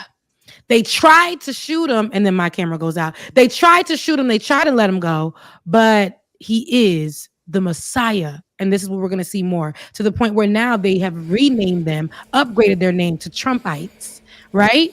They're now Trumpites. And who is breathing like that? Girl, stop noticing every damn thing and talk. Shoot, I'm trying to get it together. God dang it. It was like, look, I'm talking right here. Well, while you doing that, go ahead and change your battery so we can see you while you're talking. And put some headphones on. That's why you got an echo. Shoot. Got dog it. But man, look. I'm reading everybody's comments, and I do want to say this. Not that it matters, but I didn't want the man. I didn't want Trump to get shot. Nobody. Right, man. Right. Not down with assassinations, because that is literally the business plan that they use to get rid of the entire progressive movement. Every liberal / progressive leader, liberator that we ever had was assassinated. Every one of them. King, Malcolm, Medgar, Fred Hampton, right? And then you got Patrice Lumumba. You have, and then I ain't even get to it. Presidents here, JFK, Robert Kennedy Jr. Like, they went through every single leader that we had, and in a generation, they assassinated every one of them. Assassinations are not generally what we do it's not what progressives do in America. It's not what liberals do in America. I can correct that. Now, we have a foreign policy of assassinations. That's totally different now. American liberals and conservatives will assassinate somebody over in the global South. We do that, but inside of America, the record has always shown very clear that when assassinations occur, it's an assassination of a liberator. It's an assassination of somebody who wants to set us free and give us more progress and move the world forward. This guy was not shooting at Donald Trump because he disagreed with Trump.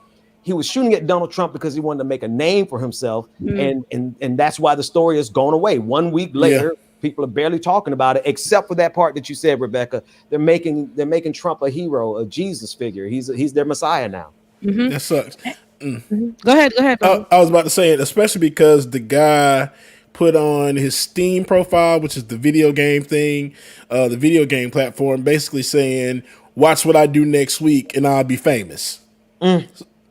But here's my thing, and if you don't find that suspicious, right? You don't find that suspicious? Preach, sister.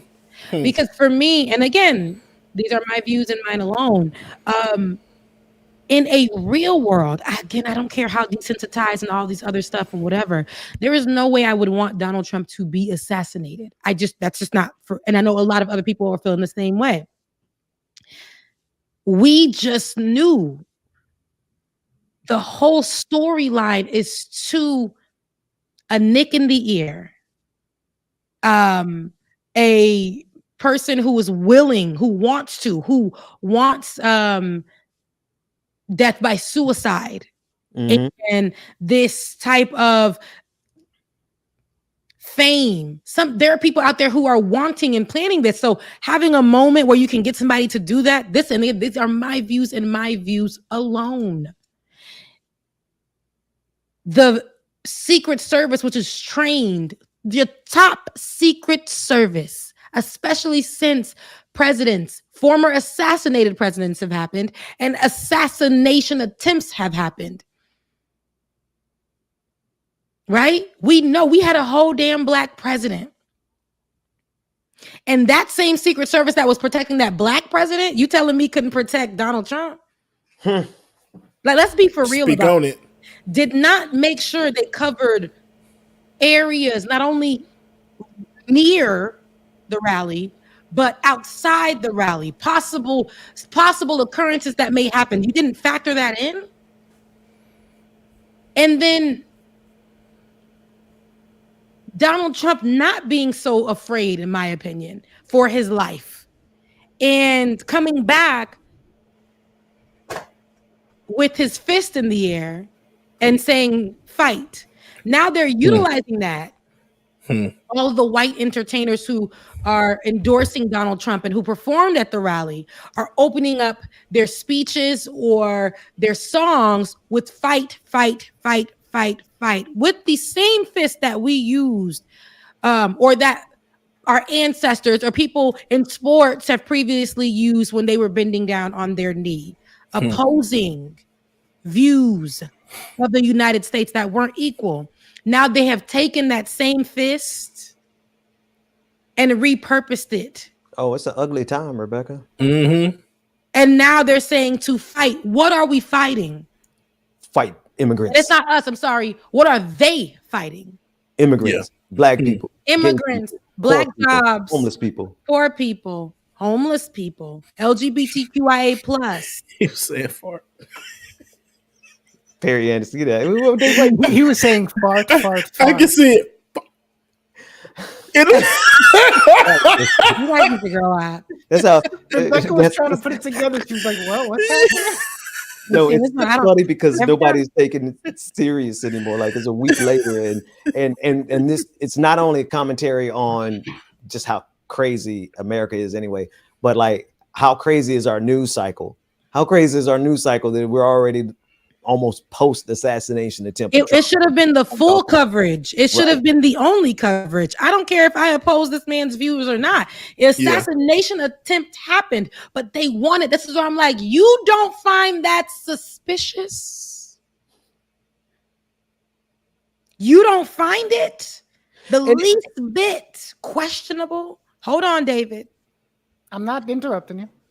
So for me, look, that was a little white. I know you can see that was a little white. I know you're watching for me to pop up now, so I'm just like, pushing myself in there, so I see you. Okay.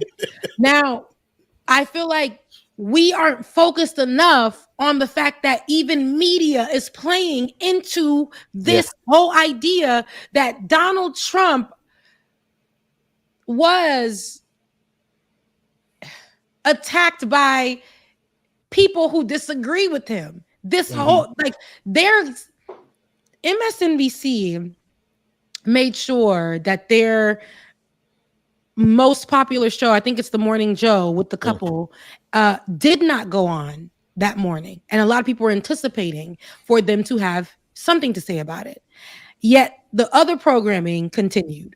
And MSNBC stated when Morning Joe, they came back on, Joe and his wife came back on, they said that MSNBC told them, we're going to focus on just covering the assassination attempt. But then when they realized that it wasn't that type of party, they put their shows back on in order, and the only one that was missed was Morning Joe. Yeah, I said that's a missed opportunity because people did want to hear what was going on from them. They would want to know what they felt, and if there was any other information that they had that they can share, because people go there first to channels and networks like MSNBC. But yet, it's to me what the Shade Room kind of did. Those are places that we want to go to see how this is going to affect Black people. Right? This is what the shade room is for people. People going to MSNBC to see where the real true conversations are going to be had amongst this. But y'all took that away from us and allowed it to look like for a while before we really had the actual information about who the shooter was, all the other stuff. You allowed the conversations to happen if we don't know who the shooter was. And it may be because people don't want Donald Trump to win. Those type of conversations were instead happening. And it was aiding into how Donald Trump has put out there the rhetoric and the narratives and the talking points and all of this BS, the thinking pieces that people are against him and want to take his life. And then our opposition is looking dumb because, and I hate to say it, because all we got is a tweet that says, I'm sick. So on one addendum on the MSNBC thing, it was initially reported, it was Just Morning Joe. They did worse. They actually took down all of their talk shows. Because they didn't want it to look like we know it was meant to look, or at least what their intentions actually were. And they, for I think it was 3 or 4 days, they just streamed their like breaking news. They had one figurehead that was just doing straight news, and they took down all of the talk shows. I can't find a comment now. Someone said they don't need wall-to-wall Trump coverage. In response to what you just said, Becca. And I just want to point out, no, instead they're just telling us about whether or not the Democrats are going to implode. And like the media is basically just giving the election as much as they can to the Republicans. I don't think we need wall-to-wall coverage of the assassination attempt, but we need wall-to-wall coverage of substance. And we're not getting that really at all whatsoever. It could be Project 2025, it could be policies, but we're not getting anything except another Democrat called for Biden to drop out. Biden needed help getting into the car. Biden's hiding because of COVID. Like, we're not getting anything. Go ahead, Ben. No, I was gonna say what we needed the most and we need every day is a reminder of how Republicans and Trump, I separate MAGA and Trump, and I separate those two because MAGA will continue after Trump, right? They've created a whole infrastructure, the whole power base, the whole way of making money. You could become a MAGA superstar with or without Trump. So MAGA is going to exist after Trump. But what they should be talking about right now is how MAGA is convincing themselves that now it's okay. Now it's okay for us to use violence. Now it's okay for us to do to them what those Democrats did to Trump, right? Because they didn't identify the shooter for so long. It was Democrats did this, right? They start pointing out politicians who made tweets about that may have had some violent rhetoric in it or whatever. They use that to convince themselves that when Trump gets power or when MAGA gets power again, they now have the permission to do to America what this shooter did to Trump. And I really don't hear a lot of people discussing that, but that's the real threat, because if they get in power again, you better believe they're going to move with the efficiency and the violence of people who have convinced themselves that they can use violence now because their hero, he survived an assassination attempt. They believe the Democrats tried. It don't matter what the record shows. They believe the Democrats did this. Now they're going to return fire. No pun intended. Bubba, you got to go? Yeah, I do. We have people in town celebrating parties. So we have people in town and it's starting to get live around here. Because you had to step away for a second or two. I know it wasn't too much. So I had to put chicken on and everything. Child. It's giving cooking in the background. It's giving cooking.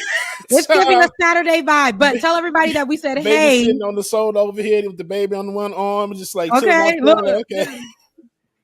Okay, it's giving that. It's giving that. It's giving that. But tell everybody we said hi and save us a virtual plate. I got you. I love y'all. Becca, hit me up. Okay, I definitely will. Yeah. All right. All right. Yes. And Ben, everything that you said. Yes. Listen, I know that you have to go, David, real quick, but we'll be here. I wanted to actually play some clips, Ben, of some of the moments of the NRC. Am I saying that? It just don't sound right. Flowing off my NRA and NRC. It sounds like the N should be something else. It's just giving racist. I don't know. Like, I gotta search them up now. yeah, that's fine. And I'll tell you a little bit of what we're gonna play if you find them. I know there's some clips on Twitter, but I seen Hulk Hogan, who has a history of being racist, and I forgot about it, and they reminded me on the Leftist Mafia of racist. That Hulk Hogan, because back as a kid, you say Hulk Hogan. That's how you say it, Hulk Hogan. But Hulk Hogan, who is just as white as his name sounds, former pro wrestler. He was out there, and he's the one that came up with the name Trumpites for the community of racists that they were speaking to that night. And we know that Hulk Hogan's history is utilizing the word the hard ER and having a problem with his daughter, date a black boy. All of his racist activity has been put out there, and those are the people that Donald Trump had leading his RNC moment. And then we had, I think, what's his name, Dana White, if I want to say Dana. Is that his name? No, Dana White is the lady that does the bald-headed man. MMA. Yeah. Mm-hmm.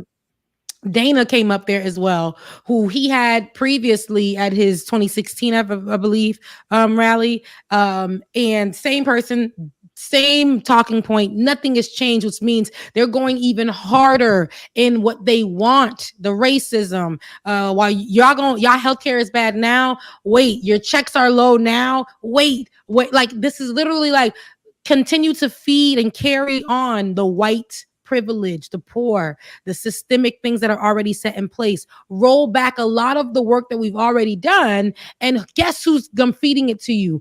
Former pro wrestlers. Mm-hmm. Yeah. And then the performer we had, and here's the Hulk Hogan, and the performer that we had is Kid Rock. Mm-hmm. We watched them on mute, and we already knew. And I told them every one of these people are going to begin with their fist in the air. And they're going to begin with the word fight. They're going to begin saying fight. And all of them ended or started their conversations with that. So we've now known that they've taken on the fist and they've taken the word fight. When we know Black people say, put up our fist, we know that means that we want to be unified. And we also know that we're going to fight for unification, for equality, for us to be safe. That's what it means for us, right? And it also means fight the damn power, be the systems that be, because they're against us. Now, these unmelanated hot dog water people, mop, that have been sitting there for 6 days, smelling. Don't wash my legs. Take a shower every 3 to 4 days. Your kids got a wash day and it's on Tuesday. Those people who do not put any salt or pepper in their food, and they're telling you that they have stomach aches because the food was too damn spicy. These people who, if you are walking into your building and just because your skin has a little bit of melanin in it, they close the gate on you and they say that you're intruding into the building because they never seen you before. These same people, these people who live in the backwoods, who are affected actually negatively by Trump's policies, right? And people like him, by Republicans who are in place right now, by their policies and what they're fighting. The toothless people in them, Jesus, Rebecca, in the middle of Nowheresville are the ones who are in this room, and they are the ones in the Black. Trying to go soft on the Black ones. Nah, they just as bad. They just as bad. And the coons that are out there representing Donald Trump.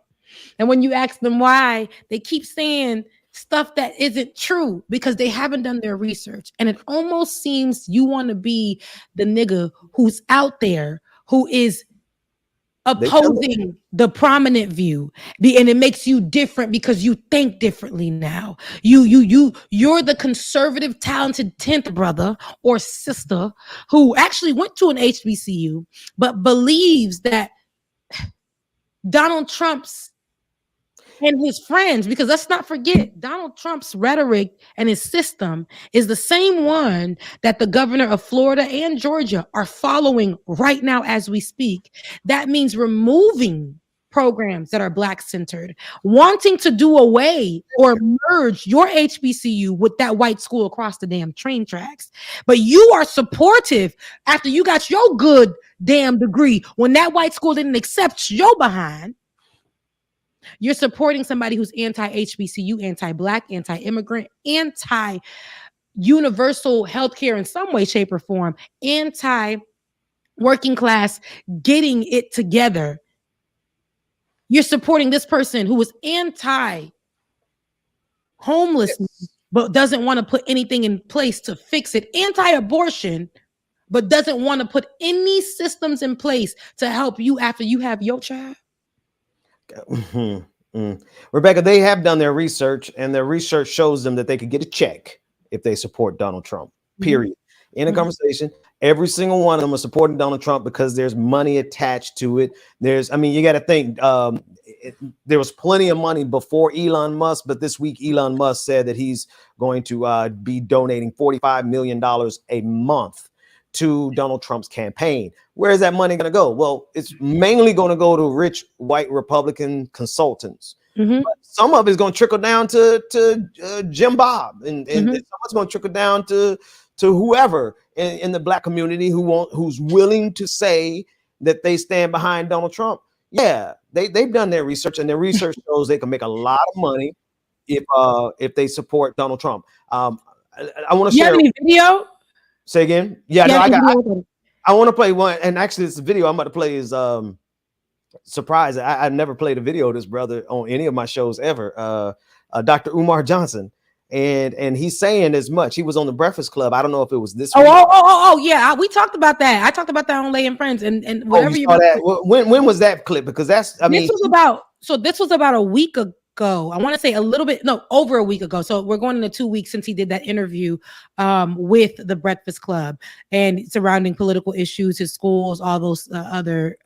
This clip really. I mean, when you talk about the Black folks thing, listen to how he breaks this down. He nails this. Donald Trump and Joe Biden. I look at the fact that Donald Trump signed 13 federal death executions while he was president. More than half of them was signed after Joe Biden won the election. Think about that now. Biden gets elected in November, sworn in January. Between that time, Donald Trump executes half of those 13 people. 5 of them were Black men, and 2 of those Black men were presumed innocent. And the attorneys had introduced a stay of execution to the Supreme Court. The Supreme Court turned them down, and Donald Trump executed those brothers. So when I hear Black men say, I'm voting for Donald Trump because he's going to bring more money and economic vitality into the Black community, I say, what about the fact that he's out here killing Black folks, you understand, without no remorse at all? So you got to look at that. You also got to look at the fact that Donald Trump wants to give police 100% immunity. That's right. Wait a minute. Look how they're killing us now. Right. So now you're telling me anything the police do in their line of duty, they cannot be held accountable for making bad mistakes and bad decisions. And you want to put that back in office? That's thirsty Black men worry more about money than the lives of their people. What do you think about? So no, that was one of the things when I did see the interview originally, and we're talking about that on Lay and Friends. Now, mind you, if you watch the whole thing, there are things that you can't relate to, because while he said that, he still went on to say why he can't vote for Joe Biden as well, which I mean was important to know that we all feel that way, but it's problematic because his people would agree with that. But what he just said, the most important thing about that is for the people who said when Joe Biden was president, all of this kept happening to me. But he said, and he being Umar, Dr. Umar, said Donald Trump made sure that things were put in place that even when Joe Biden became president and into the transition, a lot of his work, dirty, nasty work, would still carry out, make sure it came to fruition, even while Joe Biden was president. And everybody would say it was Joe Biden being president that caused this. When in fact, he made so many decisions that would carry out and have to under Joe Biden. So Joe Biden couldn't do nothing about it. So I need y'all to know when y'all, and that's one of, and I'm glad he pointed that out because, and why would we want to have that back in office? But I'm glad he pointed that out because when people make their stupid excuses about I'm voting for Donald Trump because under Joe Biden this, well, if you did your research, you would know that that came from Trump's administration. And there was nothing that this administration can do until it's carried out. Not for everything, but for some of the things I keep saying. Under Donald Trump, I had more money, but now you wondering why you owed so much in taxes.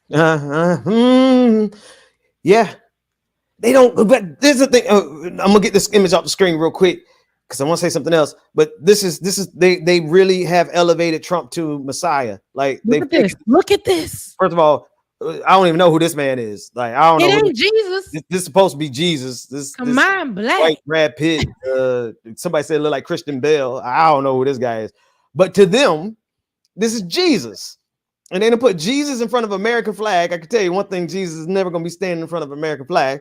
And then two, they put the bandage on the ear. This is beyond a cult, right? This is idolatry. This is like it is worship. Like they've gone so far. Jesus could reveal Jesus himself, and they would turn on Jesus because they prefer Donald Trump. Yeah. Becca, the conversation that we are having though, it really is about the fact that people, they don't ever really, there's some people who never cared about black folks. There's black folks who never cared about black folks who only cared about money. And anywhere there is money to be made, they will join the hustle. This is why, like, we talk about the crack epidemic and how crack was flooded in our communities by the government. Yes. But guess who helped facilitate it?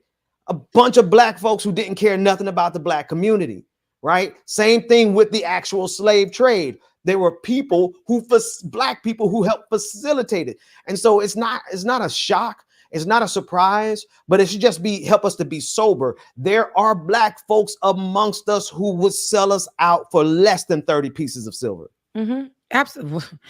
Less than 30 pieces of silver. That's a lot. They would sell us out less than a crack pipe on the streets. Cause I know the ones that be using them the most ain't us. But yet they do not care about the fact that we're having this conversation. And of course, we're going to center it around blackness because I feel like we are the ones that are missed in the conversations when they're talking about who's going to get hit. And that's to me, the conservative liberals would like to, they miss those opportunities to talk about, make it inclusive. So we're centering this particularly about how this affects us and what it looks like for us on purpose, because Donald Trump is literally creating an army. The words that these conversation and these words that he's using, fight and like whistleblowing, fight, creating armies, calling them Trumpites, all of this, we know that this is going to gear towards my cousin, because here I go, a story. My cousin, who's a nurse, works in a hospital. Before the assassination attempt, me and her were talking, and she was like, Rebecca, well, why should I vote for this instead of this? And I was like, I understand your frustrations with both parties, and you should have them. But as a black woman, and a black woman working in where you work, and who you deal with every day, your life will change for the worse. Remember what it looked like for you when he was in office. And I'm talking about Donald Trump. We don't have the best candidate now, but we can actually make some moves with this administration that's not the best, that has not represented us well, that doesn't represent what we as a black people are, or the unity that we're asking for, the equality that we've been asking for. There's so many missed opportunities with this administration, yet you were able to do and get more under the same administration. That last administration, do you recall where you were, what you were doing, how your life was looking? Mm-hmm. And we can make some moves there, clear out house under Joe Biden, if this is what we have. And with Donald Trump, no. A lot of the work that he did in 2016 still has yet to be undone. Mm-hmm. Put things in place so much so that under our noses, Roe versus Wade was gone. Yep. Under our noses, they are forcing, under Joe Biden, though, a lot of things that Donald Trump was trying to put in place, Republicans want to instill. Under Joe Biden, though, schools are forcing their kids, to read the commandments of the Bible, whether or not they are believers in this religion or not. they're removing. Let's go back. The Republicans were so upset that there is actually a fund that funds only Black people. Yeah. The Fearless Fund by Simone, a FAMU graduate, HBCU graduate, who created a fund called the Fearless Fund that supports and grants Black businesses. It's one of the only ones that has as much money capital, venture capital, as it does to support Black jobs, right? Those, not the Black jobs that Trump and them were talking about. We're talking about Black rich businesses. People who have audacity to go beyond the system or the Black jobs that Donald Trump think that's we're all capable and only capable of doing, but to help fund them and push them and support them. And white people got so upset that that fund exists that they challenged it, took it to the Supreme Court, and still said it is racist. And they took it away. Yep. They've learned how to use the language of civil rights to stop civil rights. And as I was studying the Fearless Fund decision, I was really just a tad bit irritated with the attorney's approach. Not that I'm an attorney, but they argued based on freedom of speech. And that's what the Fearless Fund's attorneys did. They argued that this is an expression of their freedom of speech, and the judges were like, nope, knock that thing down. Versus arguing on the merit of the spirit of the law, right? The spirit of the civil rights law was to bring equality and civil rights to people who have been systemically oppressed. And now you have white folk like Stephen Miller, like Donald Trump's favorite boy, Stephen Miller, and Ed Bloom, who was behind that lawsuit against the Fearless Fund. They're now taking the civil rights law and language in order to stop civil rights for the very people who needed to get it. They didn't take that argument to the Supreme Court. A little disappointed in that, but that's besides the point. Everything that you said is absolutely spot on. One quick thing on that state, on Oklahoma. It's the state of Oklahoma has gone to force every school to put the 10 Commandments up, as well as teach the Bible. And I know you said, I know what you're saying. You said that it came underneath Joe Biden's administration, but this goes back to what you were trying to, and I'm explaining this for the audience. It came under Joe Biden's administration, but I'm saying under Donald Trump's energy. Trump energy, Trump ruling, all of the, because you're right, and I'm glad you said that, because Jose, I know you're saying that state rights, Rebecca, a different fight. Not, they're past the commandments, not Biden. What I'm saying is the people, right? The representatives, even state and locally. We have Republican people who are very conservative, who want to keep, this is part of the army, and the army that he's created in his presidency before. The people that stood for 4 years in Palm Beach on that bridge and continue to hold a Trump 2020 sign saying that he won the election. Those people are sometimes our representatives that are in the state and local, whatever, like in those seats. And they're the ones that are saying and upholding Donald Trump's piss poor ass ways, right? Not only that, your doctors, your lawyers, remember how they started to take off their hoods and just wear them, like just be out here freely? They no longer needed to wear their mask at night. They just like, man, I am KKK, and I no longer want to serve Black people at my business. This is what we were getting. This is what we were coming to. And I believe that as they are trying to strip and force people to stand, believe in something that they don't believe in, be something, be like, have to identify as what they say to identify as, yet they're cross-dressers. They're this in the middle of the, they're all that. They're the ones sending their wives or side pieces to different states after the one in the state that they represent, they removed abortion rights and unprotected them, and then sent the people out that they was having sex with to another city to protect them, and they can go get abortions over there. This is what I'm saying. It's very different. The same people that want you to study the commandments do not abide by them. They may not be at a national level, but that state and local level too are same party, same people, and same thing. And this is why I said MAGA is going to outlast Donald Trump. This is why it's so extremely dangerous right now, because Donald Trump created something in between 2016, those 4 years you're talking about, 2016 and 2020. Donald Trump helped create a power structure that now has all of these ignorant behind people, whether they be on the federal level or on the state level. They're trying to execute on that vision. And no, they don't live according to the 10 commandments. Not every one of them do. All of them about to go bust hell wide open. That's a whole different conversation. No, right. Okay. Listen, this is what we should be focusing on. I know we don't have the best. We not in the best position, but it's all a joke.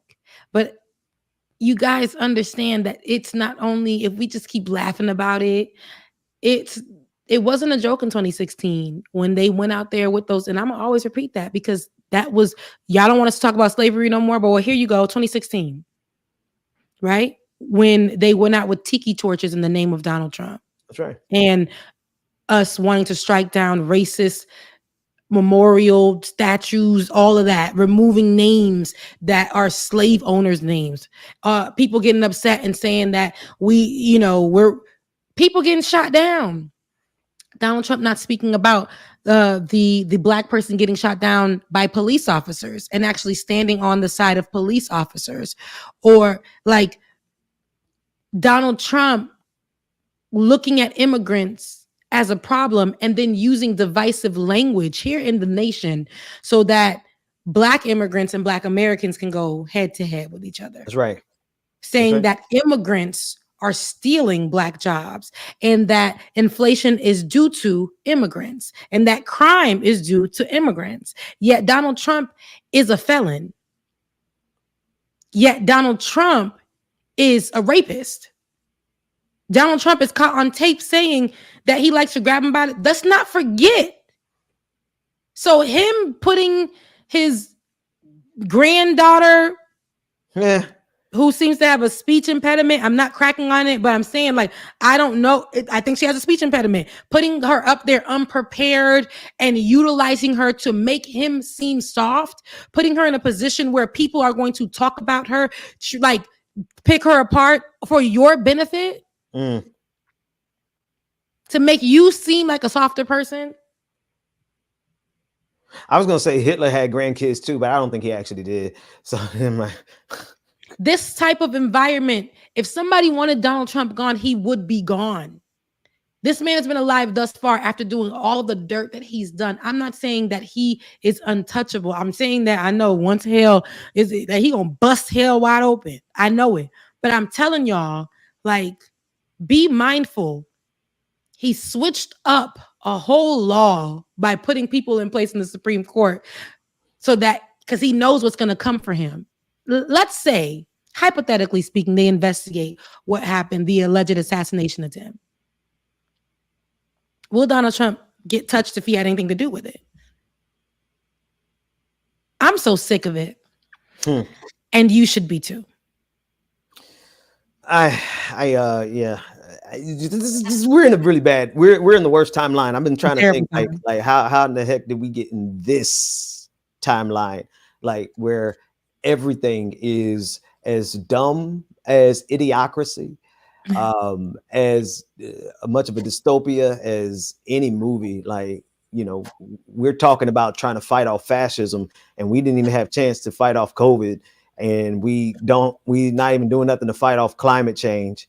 Like, the only good thing about this timeline is that if they keep getting their way, it's almost over. You know, it's not like we're going to be here in the next 50, 100 years to actually worry about what they're doing right now. Like, and we're choosing a path that is so self-destructive. It's not just like self-destructive personally. It's destroying the planet. It's destroying just common sense. Like, they're flat earthers in charge now. You know, you have Candace Owens coming out promoting flat eartherism. Like, how did we get here, America? The world is just as round as her head. I don't know why she keeps trying to like let people think that this, like, we got here because it pays to think stupidly. Yeah. Under the guise of being so intelligent, under the guise of being the only black or the white elite that thinks differently, who's like, yes, that's outside of the box, yet you're just dumb. And that's America literally became what they are because they did not want to accept any truth, any facts, and them just saying something and believing that about themselves, the confidence that America has about their lackluster work, about how they got this country and put it together. America is not at all what they say they are. Yet they walk around here unarmored. They have no real skin in the fight. But because they said it, people believe it. And at the end of this, all of this, if we do not challenge and try to, we have to hit it at the root. Our ancestors did something and we cannot stop the fight now.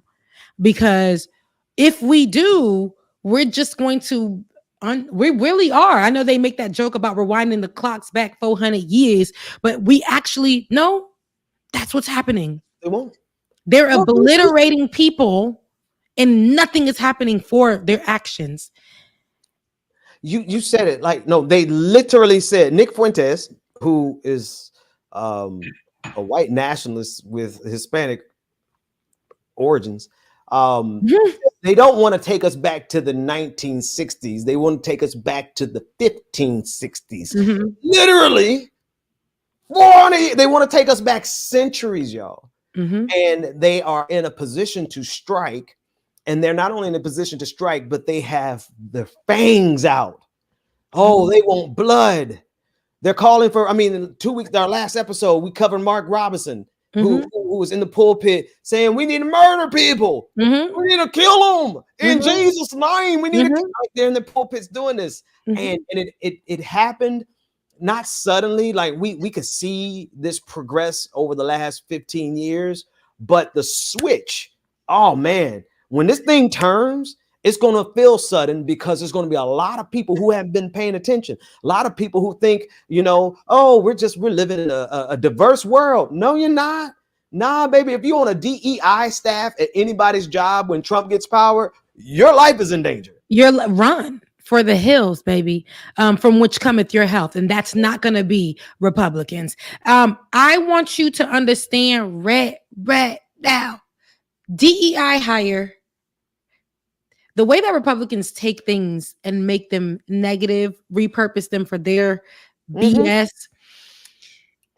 We have to, they want to remember when it was like whites only and all this. That's the little effort that we did to be going into schools and all this other stuff and segregation. They have taken it away from us in some way, shape, or form. Social media wise, you already know. Google anything in this world. Google something that's black. They have whitewashed every single thing you can think of. They want to make you think, like you said, Ben, the 3 silver coins that they gave you is just enough for the black, but that's the ceiling for you. While white people get whatever else it is. Elon Trump. Elon Trump. Why would I say that? See, the Lord, that's crazy. I said that by mistake and it made all the sense. Elon Musk reposted on Twitter some stupid graph that showed the richest people in the most successful, let me say, I didn't say richest, the most successful people in the United States. And white people were like, they weren't the first. I think it was like Indians, I want to say, were the first, or Asians or something like that, but the most successful. And they were like, oh, and then they come here and say that they can't, that they're being discriminated against. White people were in the comment section saying basically like, we need to get them out of here because look, they're the most successful here, but they're crying about laws to pertain to them. And successful and richer, I think that's the most successful means they come here and do something to make sure that they can try to do something to make themselves successful. The number's still like, hey, there's still more white people here than white people will always live. A poor white person compared to a poor black person will still be richer. Look, it's not always 100% the case, right? But I would never forget one of my neighbors, love him, cool white dude. and he was just like really down because he couldn't find work. And I was like, dang, man, I understand it really, really bad. And I started doing the math though. I'm like, but you're living in a pretty nice house. What's going on here? And he hadn't been working for a while. He's like, I'll go pick up a job here and there. He said, yeah, I can't find work, but I got all, I got, investments. I'm like, what? We can't say that. He was living off the residual income, but he couldn't find a job. Now I know that's not most people's story. A lot of white folks' stories. That ain't y'all story either. But I never would forget how he felt so poor because he couldn't find work, yet he was able to pay for his house off the residual income of the capital gains. Like, yes. Listen, I just told y'all. In an apartment, ain't even got a house. They don't put a sign on the door, and I'm trying to figure out literally how to push some money together just to pay the rest of what I owe. There's no investments for me because the investment money is for food, it's for car note, it's for literally keeping the lights on. That investment money is to make sure you got gas in your car. There is no investment money. People are like, oh, you just ain't spending your money right. How, y'all? You got $50 left over at the end of the month. What you gonna do? Put that in a stock, or you just gonna be like, let me go get some wings? I'm tired of this. Let me tell you something. I got $10 and right now $16 a pack of wings, and I gotta come home and cook on a stove. And while I'm going through stuff in my life, I'm gonna go sit at that Chicken Wing Wednesday spot where I can get a chicken 10 wings for $5, and with $20 I can get 20. Oh, I'm sitting right here. Oh, you learn how to prioritize. Like I'm gonna prioritize my mental health. We're gonna take these last $30 and put them in. It ain't gonna do that. I can put $30 a month in investment for the rest of my life. Because you got started too late, you had to get started when you're 19. I had to get started late because ain't nobody showed me nothing. And by the time I got out, you told me that my degree would get me a good job, but I had to work all these other jobs trying to figure out how to keep myself together. Because you told me that because I'm of a certain age, I needed to have a little apartment or a home. Now I done did over the top stuff, and I can't get nothing for myself. I done did so much of that stuff, done hurt myself. My credit ain't good. Now they telling me now your credit's good, but you ain't got no. Your credit is good, but you have no credit history. After you done cleaned your credit. No, man, look, listen. Anyway, but shout out to all the poor people.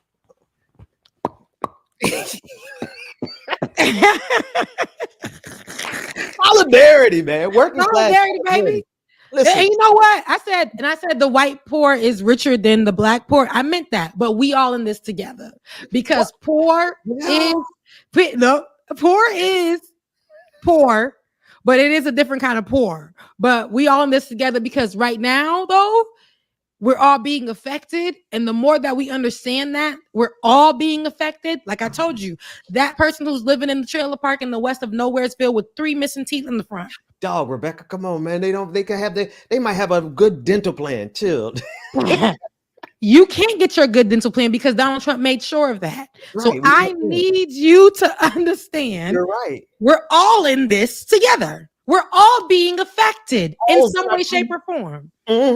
Okay? So the ones that got kicked out on the street and your daddy decided no longer to give you any money and to disown you. Yeah, you're now committing a crime. Homeless person, right? We're all in this together. We are all being affected. We're all being affected. Except for here's the threshold, right?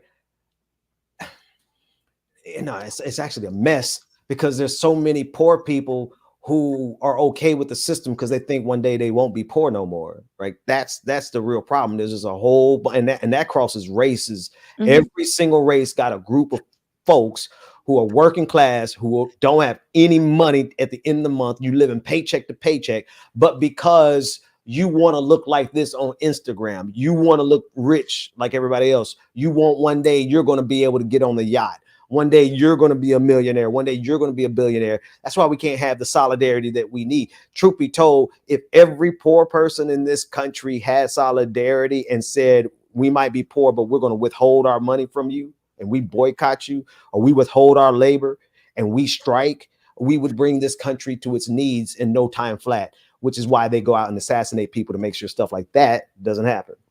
Not us saying we gonna go out and get some wings and not telling people to withhold money. We're going, listen, because the wings at the black spot should sometimes be too expensive, man. No, but what black spot you go? Oh, Atlanta. maybe no, in Atlanta. Because you know, Atlanta comes with that whole listen, once I got out of Atlanta, I found 25 wings and fries for $20. You see, God is good with that, and I know it's real. I know it's real. And Becca, they whole wings. They ain't the little. Oh, the one with the. So the it's shape really like 50 wings. It's the shape like this.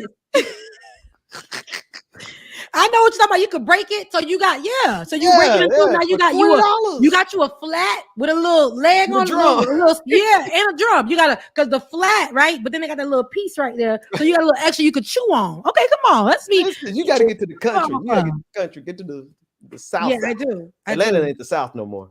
No. Anytime I get wings from where I live, this predominantly white area, I have to come home. Put it in the oven a little bit, let that thing cook a little bit more, put a little more seasoning on that, flip it over a little bit, broil it for about a few minutes, and then make sure it got a little crisp on there. Yeah, I gotta do that, but it's cheaper.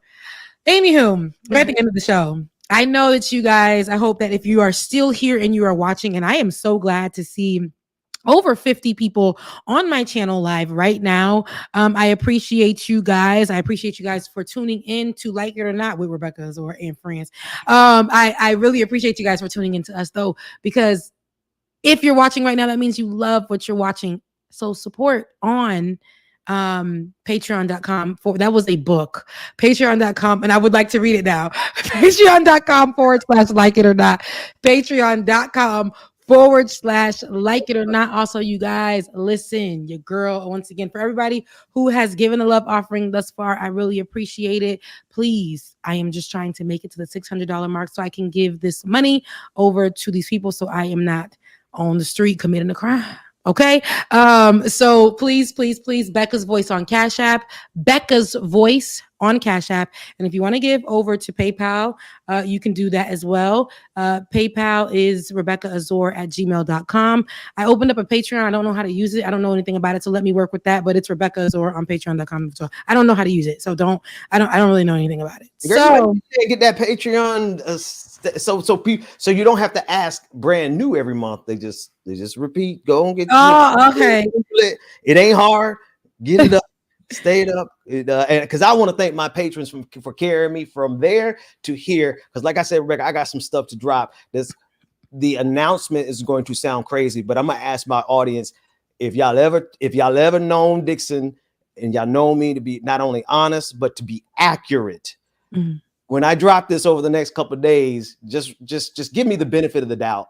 That's all I'm asking. I'm ready to, make sure you put that in there, but I'm ready to see what your thoughts are because they're your thoughts. You're an intelligent person and you know how to piece together information and things like that. So I know that it's going to be, especially if you researched it, you just let them know that these are, again, like something that you put together. And if people follow it, you follow it, whatever.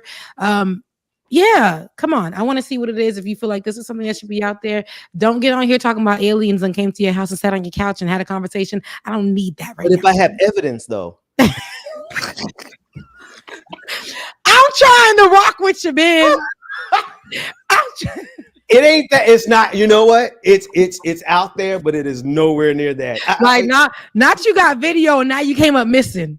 I'm trying to help you out, my brother. Okay.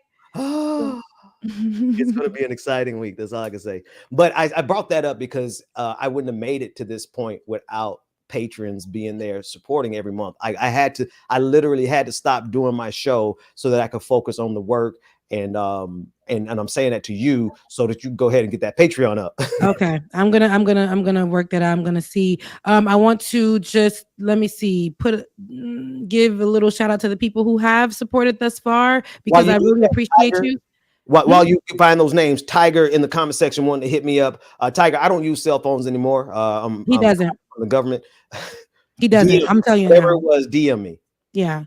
Let's see. Let's start with thank you so much, Carrie Shaw, Charles McKenzie, Evan Woodard, Emily Sebastian, Parko Abel, Andy. Andy, what's going on? Oh, I'm sorry, I'm saying y'all government. I'm sorry. I'm Andicon, Elaine, Andrew, Carrie, Deborah. I thank y'all so much. I appreciate it. I don't know how this is helping me. Carly, all of you guys thus far. And if you've given I forgot who gave on PayPal. The one person gave on PayPal the other day. Thank you. Everybody who's been supporting thus far. I really appreciate it, y'all. Y'all don't know what it means. Even if it's $1, it's super helpful. It goes somewhere. I promise you, I'm not out here just throwing it. I really need it. It's facts. It's facts. 30 people in our audience. Y'all send $20 to Rebecca, and let's bring this to a close. Thank you. 30 people. We got 1,000 people watching right now. 30 of you can send $20 to my sister Rebecca Azor and let that be taken care of. And those same we have 1,000 people watching for real. I never be knowing every Saturday. The same 30, you can also become a patron of $20 a month. Mm-hmm. Do that. Patreon.com/Rebecca Azor, I'm assuming. Yes, it is. Okay, there it is. Thank you. I'll figure that whole thing out, and I really appreciate that, Ben. You always are really well at putting together the ask like a church man that you are. I absolutely appreciate that. But I was so nosy, and I want you to go back to that long paragraph comment. Read it. Because I want to read it. So let me see before I get out of here. I was nosy. Let me see. But Benjamin, the reason why people don't get to that realization is because the powers that be destroyed the public school system. They destroyed our systems of academia so they can have, just like George Collins said, smart enough workers to do the work in the assembly line, but dumb enough to accept the big red, white, blue penis going up their behinds every day. I didn't know that's where it was leading to. She's they're right. Fastest killer. Absolutely. Oh, I love the name. Is absolutely correct. George Carlin, I think they probably meant, but I definitely agree. Yeah, that's why we can't have working class solidarity. This country would not work. This whole system would come to its knees in less than a week if we were actually able to unite the 300 million working class people in this country. It'd be over. It'll be over 100%. All right, y'all. We are at the end of the show. Ben, as always, love when we can get together and do this every Saturday because Ben is a ghost throughout the week. So when we get to Saturday, like Saturdays are literally us meeting for the first time in the week. So the energy that you guys get is always authentic. Listen, this is for us and by us with the white producer involved in the background as well. But it is for us and by us. Absolutely want you guys to support. Continue to watch. Even if you can't give monetarily, we love your support with your views. Nice. So that means, listen, push the views up. My page has been demonetized, but go ahead and continue to push the views up. Continue to subscribe. Continue to like. They demonetized me, honey. They said that the same reason as before. They're saying that I David was breaking it down to me. Because I don't have my separate stuff, and I told you God told me to do something, and I didn't do it. But this is my show, though, and so I know other people who have the same formatting as me, and with other people and stuff like that, but they're not demonetized. So I wrote it on a thread, and I hope they get back to me. But we're working on it. In the meantime, just share, like, subscribe. You got Becca's voice to definitely contribute to if you can. But share, like, subscribe, push our pages into the algorithm. Our voices need to be heard in this space and in this time right now. And if you guys love it, don't keep it to yourself. Let the world know. All right, we're at the end of the show. I love y'all. I mean it. I thank you guys. And I hope that you guys have a great day. Ben, go do what God told you to do. That's the message for all y'all. This week.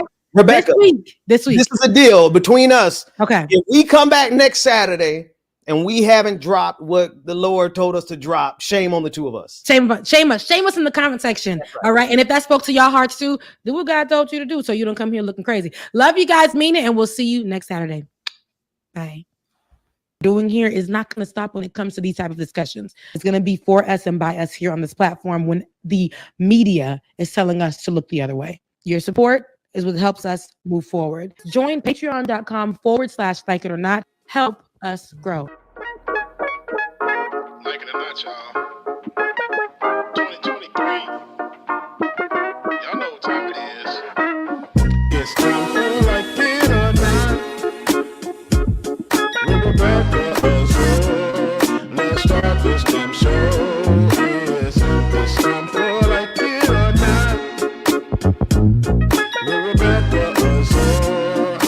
start this damn show like Caroline. Rebecca Zora's in the house. You know she got a funny story to tell. Talking politics, culture, or real life ish. I live in life in the ATL. Benjamin, yeah, that's my man. He's always coming up with the master plan.